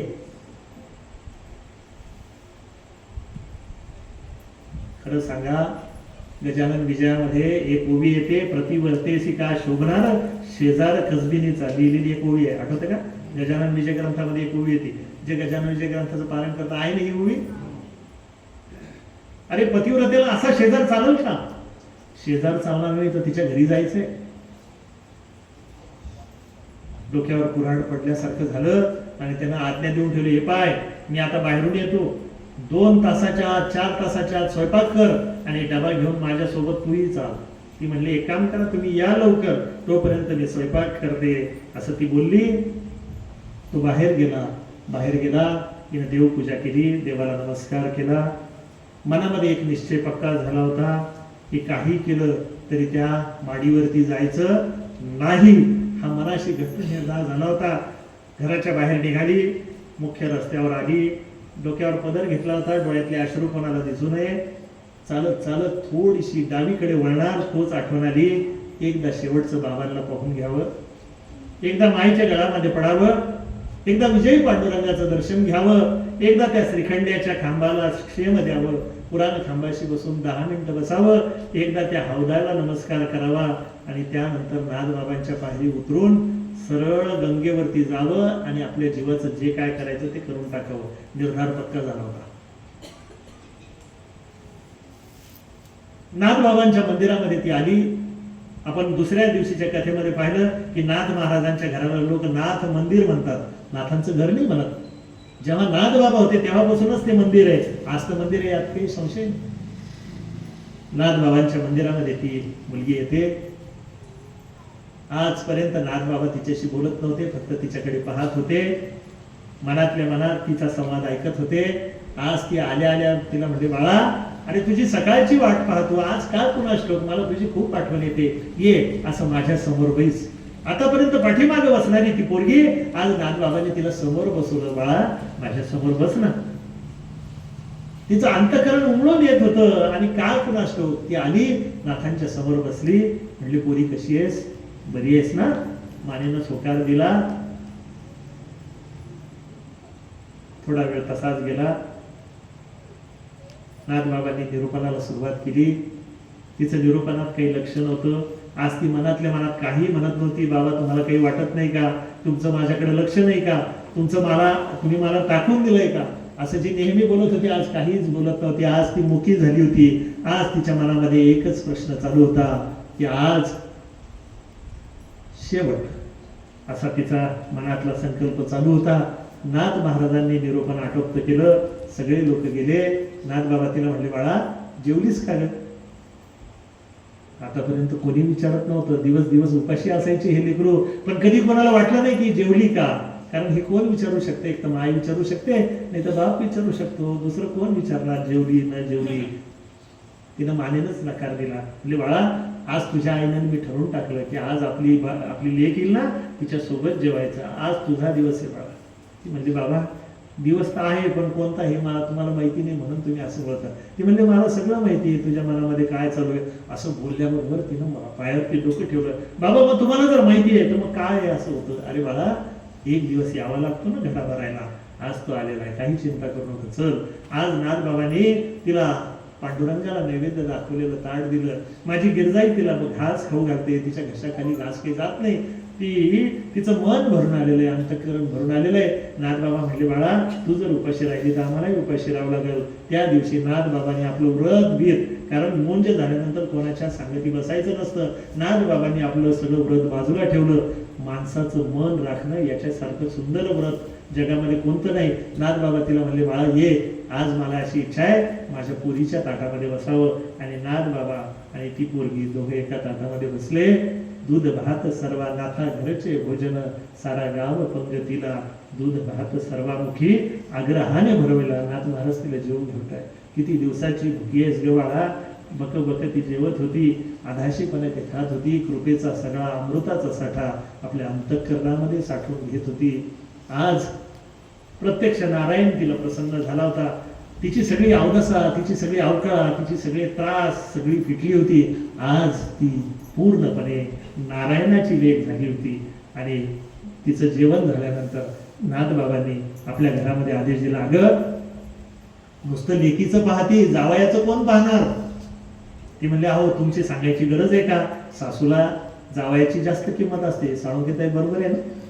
हा, सासऱ्याकडे जास्त, याच्या जावयाकडे जास्त लक्ष लेकीपेक्षा सासूचं. आणि ते म्हणले, दया रे डबे.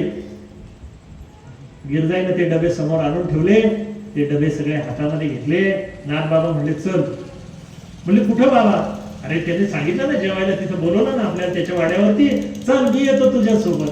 खरं सांगा, बाप सोबत असेल तर लेकीला कुठं जायला काही हरकत आहे का? आपले पप्पा आपल्या सोबत असल्यावर तुम्ही म्हणणार की नाही पप्पा आम्हाला भीती वाटते? बाप सोबत आहे, मग चला म्हटले. मग ती निघली. दोघे निघल्यानंतर माझी गिरजाई म्हणली, अहो एकटं जाता का? मला पण येऊ द्या ना.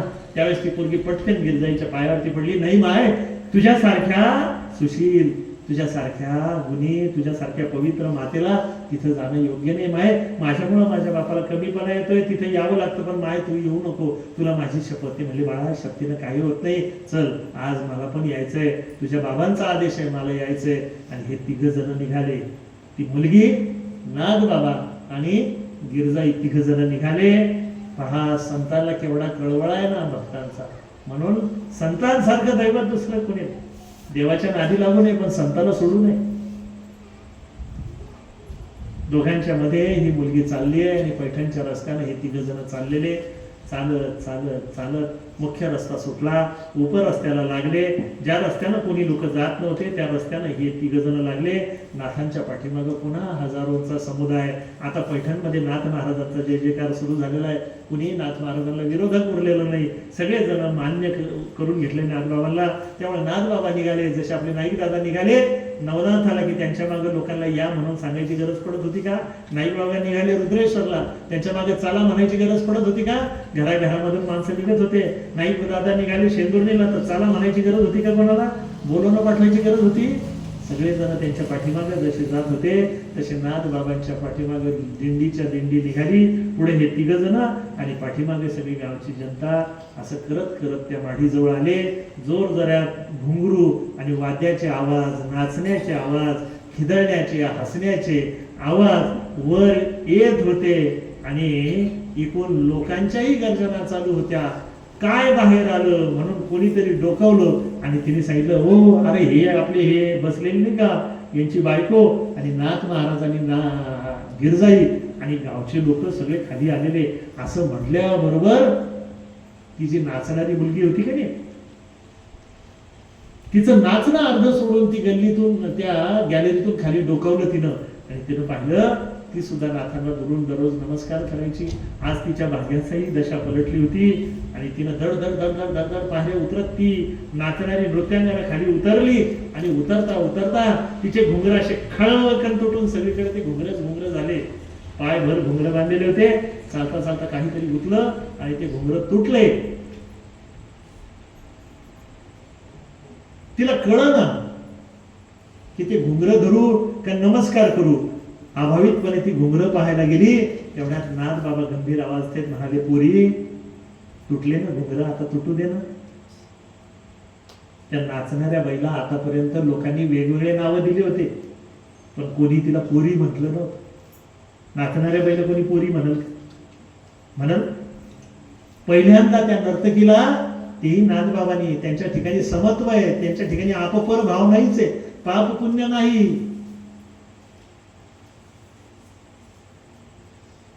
की लावणी जयाने केली की जो खांडावया घाव घाली. दोघा एकची सावली देई वृक्ष जैसा. की गायीची तृषा हरू की व्याघ्रा ते उभेची जाळू. ऐसे कदापि न म्हणे सरिता जैशी. ज्यानं झाड लावलं, उन्हाळ्याचे दिवस आहे, झाड लावणारा झाडाखाली आला तर झाडाने त्याला म्हटलं, या या भाऊ तुम्ही माझं लावलेलं आहे, मला तुम्ही पाणी घातलेलं आहे, जरा आराम करा. आणि तो उठून निघून गेला.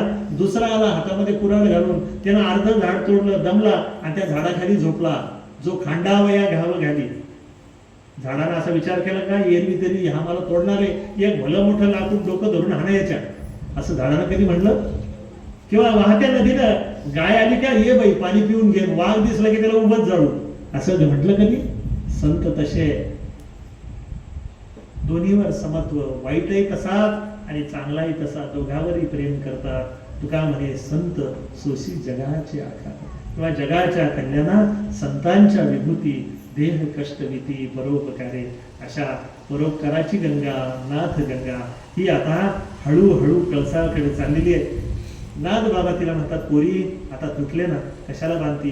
तिला जी उपरती झाली, नाथांच्या चरणावरती लागली, ते घुंगर तसेच सोडून दिले आणि नेसत्या वस्त्रानिशी ही नाचणारी बाई वैराग्य घेऊन तपश्चर्येसाठी जाती झाली.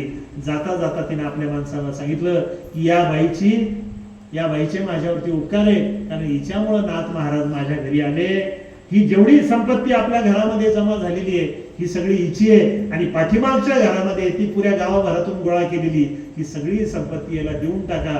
तिच्या नवऱ्याला सांगितलं, मग खाली उतर आधी आणि तुझ्या या सुशील पत्नी बरोबर निघून जा, पुन्हा या वस्तीला येऊ नको. आणि तो खाली आला, त्याची तो उतरलीच होती पूर्ण.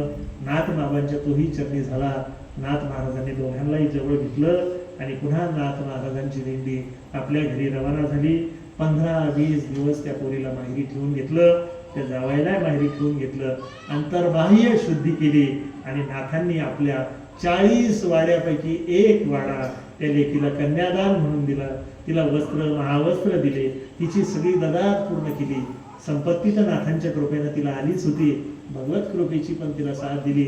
आणि त्यानंतर तिचा जो नवरा आहे तो नाथांच्या कीर्तनामधला कायम टाळकरी बनला. करील ते काय मोहे महाराज करी पाहे अंगे शुद्ध सत्व. त्या नाथ बाबांच्या चिरंतन गंगेला आपण स्नान, आज त्याच्यामध्ये स्नान करतो आहोत. चरित्र अनंत आहे, माझी झोळी छोटीशी आहे, त्यामुळं काय सांगणार. खरं म्हणजे मोठे पण तुमचं आहे की जेही काही बोबड्या भाषेत सांगितलं तुम्ही अंतःकरणपूर्वक ऐकत आहात. तुमच्या चेहऱ्याकडे पडून मला असं वाटतं की खरंच असे जर श्रोते असले ना तर सांगणारा माणूसही तसाच समर्थ असला पाहिजे. किती एकाग्रतेनं, किती चित्त देऊन तुम्ही सगळं ऐकताय. सगळ्या घरच्या चिंता, क्लेश, त्रास, सगळ्या गोष्टी बाजूला सर. किती सिरियल गेल्या असतील. आमच्या भाऊजीचं तर खरंच आहे, त्यांनी टी व्ही सोडलं याचा आम्हाला विशेष आनंद आहे. ना तर त्यांच्या महाराणा प्रताप झाला की आमका झालं की धमका, सिरियलवर सिरियल असतं.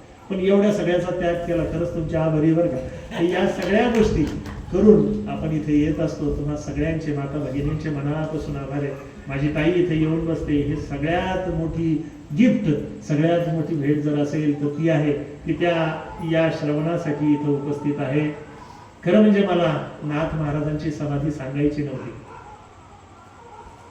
बऱ्याचदा असं होतं की मी ज्ञानेश्वर महाराजांच्या चरित्रामध्ये ज्ञानेश्वर महाराजांची समाधी पण सांगत नाही. नामदेव महाराजांनी 100 अभंग लिहून ठेवलेले समाधीचे मी सांगत नाही, कारण मला येत नाही असं समजा तुम्ही. कारण मी सांगत नाही याच्यामध्ये फार मोठेपणा असेल, पण मला येत नाही. जी गोष्ट मला येत नाही ती मी सांगत नाही असं समजा. आणि हळूहळू आपण त्या कथेच्या कळसाकडे जाऊ. नागबाबांच्या आयुष्यामध्ये 3 षष्ट्या महत्वाच्या आणि जनार्दन स्वामीच्या जीवनामधल्या 3 षष्ट्या महत्वाच्या. फाल्गुन वद्य षष्टीला संत श्री जनार्दन महाराजांचा जन्म झाला, नाथांचे सद्गुरू. फाल्गुन वद्य षष्टीला जनार्दन स्वामींना श्री दत्ताचा साक्षात्कार, दत्ताचं दर्शन झालं.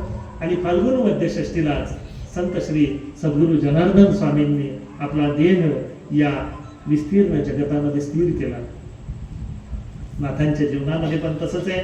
नाथबाबांचा जन्म फाल्गुन वद्य षष्टीचा, नाथबाबांचा अनुग्रह फाल्गुन वद्य षष्टीचा आणि नाथबाबांचं निर्याण हे फाल्गुन वद्य षष्टीचं.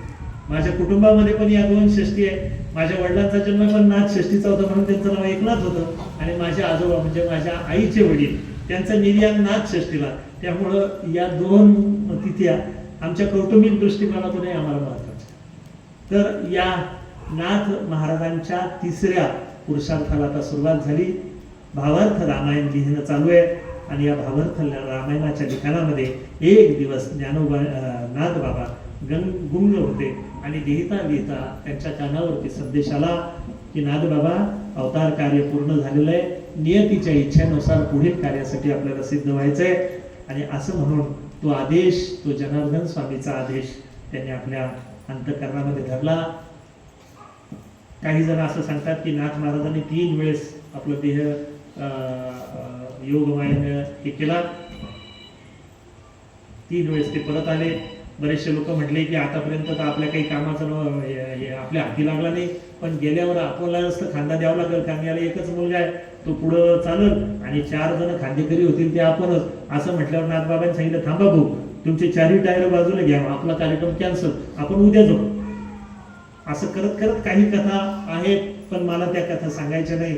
नाथबाबांच्या निर्याणाची माहिती नाथबाबांना महिनाभर आधीच होती. तिथून पुढं नाथबाबांनी आपल्या उत्सवाला सुरुवात केली. आणि उत्सव कोणता होता? तर जनार्दन स्वामीच्या पुण्यतिथीचा. उद्धवाला सांगितलं की उद्धवा, यावेळेसचा सण काही वेगळा झाला पाहिजे, तिथून पुढचा सण विशेष करायची जबाबदारी जनार्दन स्वामीची. आणि लाखो लोक येऊन जेवण राहत होते, हरिकीर्तन चालू होतं, नामस्मरणाला काही कमी नव्हती. नाथबाबांची वृत्ती उत्तरोत्तर रंगत चालली होती. समाधी स्थितीला येताना जशी समुद्राजवळ आल्यानंतर नदी विस्तीर्ण होते, तसं नाथबाबांचं चरित्र हे विस्तीर्ण होत चाललं होतं. आयुष्यभर भगवंता तुझ्यासाठी जन्माला आलो होतो, तुझ्यासाठी केलं. आई वडिलाच्या पदरी येऊन कुळाचं काही नाव करण्याचा प्रयत्न केला. पवित्र अशा भानुदासाच्या कुळामध्ये जन्माला आलो. ज्यांनी पंढरीचा पांडुरंग मुक्त केला, त्या आदर्श कुळाचं पुण्य माझ्या वाटेला आलं, म्हणून काही चांगलं करू शकलो. लोकांनी नाथाला उपदेश केला की बाबारो, आपण सगळी भगवंताची लेकरं आहोत. कोणी लहान, कोणी मोठा, हा उंच, हा नीच, हा श्रीमंत, हा गरीब, हा शिक्षित, हा अडाणी, हा चांगला, हा वाईट, हा पुण्यवंत, हा पापी, कसलेही भेदाभेद करू नका. भेदाभेद भ्रम अमंगळ, अहंकाराचा वारा न लागो राजसा, माझी या सकाळा हरीची या दासा, कल्पनेची बाधा न हो कोणे काळी, ती संत मंडळी सुखी असो. या नामदेवा महाराजांच्या उक्तीनुसार नाथ महाराजांनी सगळ्यांना उपदेश केला. नाथ महाराजांची ही गंगा चालत चालत चालत चालत कृष्ण कमळा तीर्थापर्यंत आली. पैठणला कधी गेला तर नाथ मंदिराच्या पाठीमागे कृष्ण कमळा तीर्थ आहे, तिथं पूर्वी नदीचा प्रवाह होता.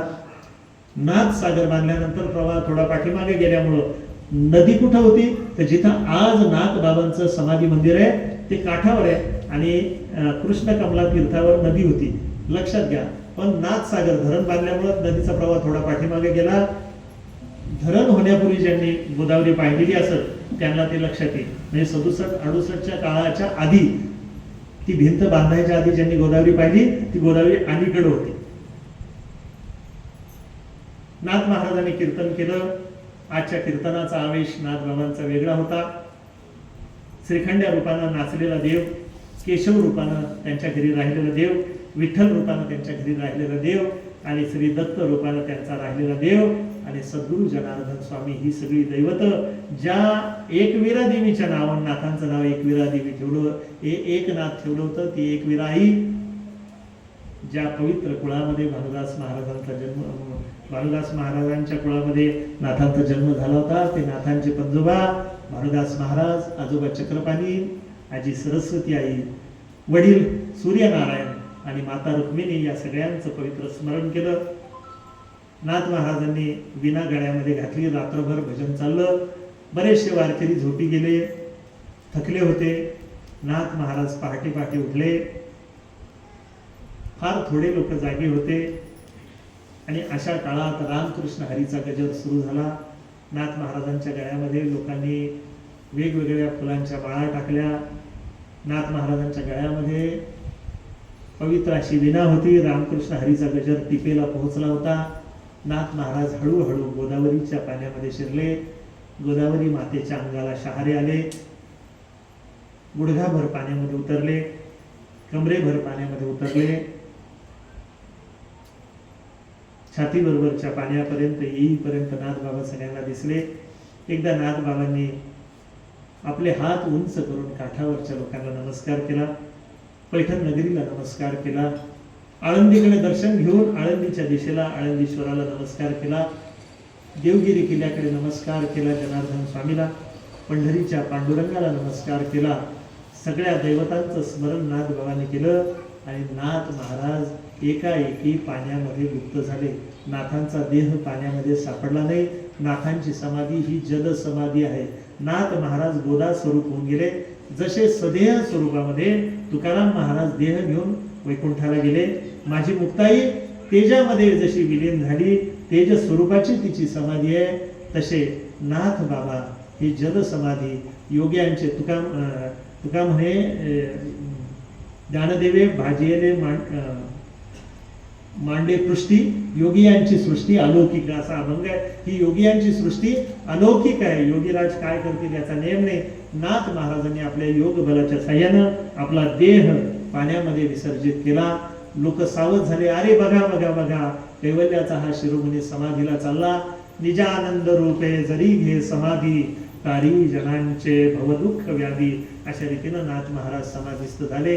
नाथ महाराजचा देह दिसेनासा झाला आणि त्या पवित्र गोदेच्या पाण्यावर नाथांची ती विना तरंगून आली. लोक तिकडे धावले. खूप शोध घेतला.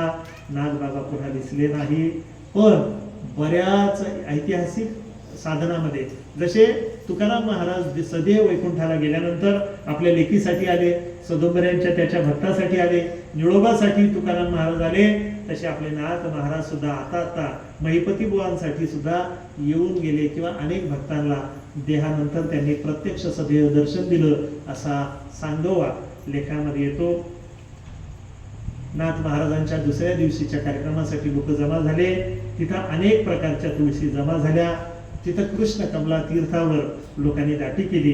नाथांच्या निर्गुण पादुका, आज जिथं आपण दर्शन घेतो त्या नाथांच्या निर्गुण पादुका आहे. त्या निर्गुण पादुकावर रोज काशीची भागीरथी संध्याकाळी येत असते. संध्याकाळच्या आरतीच्या वेळेस नक्की नाथ मंदिरामध्ये जा. सगळ्यांच्या अंगावर ते जल थोडं थोडं थोडं जमा करून एक पेलाभर ते जल तयार होतं आणि ते सगळ्यांच्या अंगावर सिंचन होतं. ज्यांना माहिती आहे ते भागीरथीसाठी तिथं जातात. संध्याकाळच्या वेळेस जरूर जा. पैठणला जायचं म्हणजे गेले गाडी करून दर्शन घेतलं, फराळाचं सोबतचं असेल नसेल ते खाल्लं, नाही तर हॉटेलमध्ये जेवले आणि लगेच गाडीमध्ये बसले निघून गेले, असं पैठणला जाऊ नका. किमान एक दिवस तरी तिथं मुक्काम करावा, जेणेकरून या सगळ्या परिसराचा आपल्याला नमस्कार करता येईल. अत्यंत सुंदर असं हे देवस्थान, अत्यंत सुंदर असं हे संतस्थान माझ्या अल्पस्वल्प बुद्धीनं सांगायचा प्रयत्न केला. माझ्या सद्गुरू आगाशी काकांनी नाथ महाराजांवर अत्यंत सुंदर गीत लिहिलेलं आहे आणि त्या गीताच्या ओळी मी आपल्या समोर समारोपाच्या वेळेस उद्धृत करतो. ते असं लिहितात. आता पियुषनं त्यातले 2 कडवे म्हटले. पूर्ण गीत असं मी गाऊन दाखवत नाही, कारण मी जर गायला लागलो तर तुम्ही एकही जण इथं थांबणार नाही, कारण मला गाताच येत नाही. तर नाथ माझे मी नाथांचा, संग त्यांचा अमृतांचा, सजली गोदेच्या तिरी, पावन पैठण नगरी, सजली पावन पैठणपुरी, देव करतो चाकरी, धन्य महिमा नाथांचा, नाथ माझे मी नाथांचा.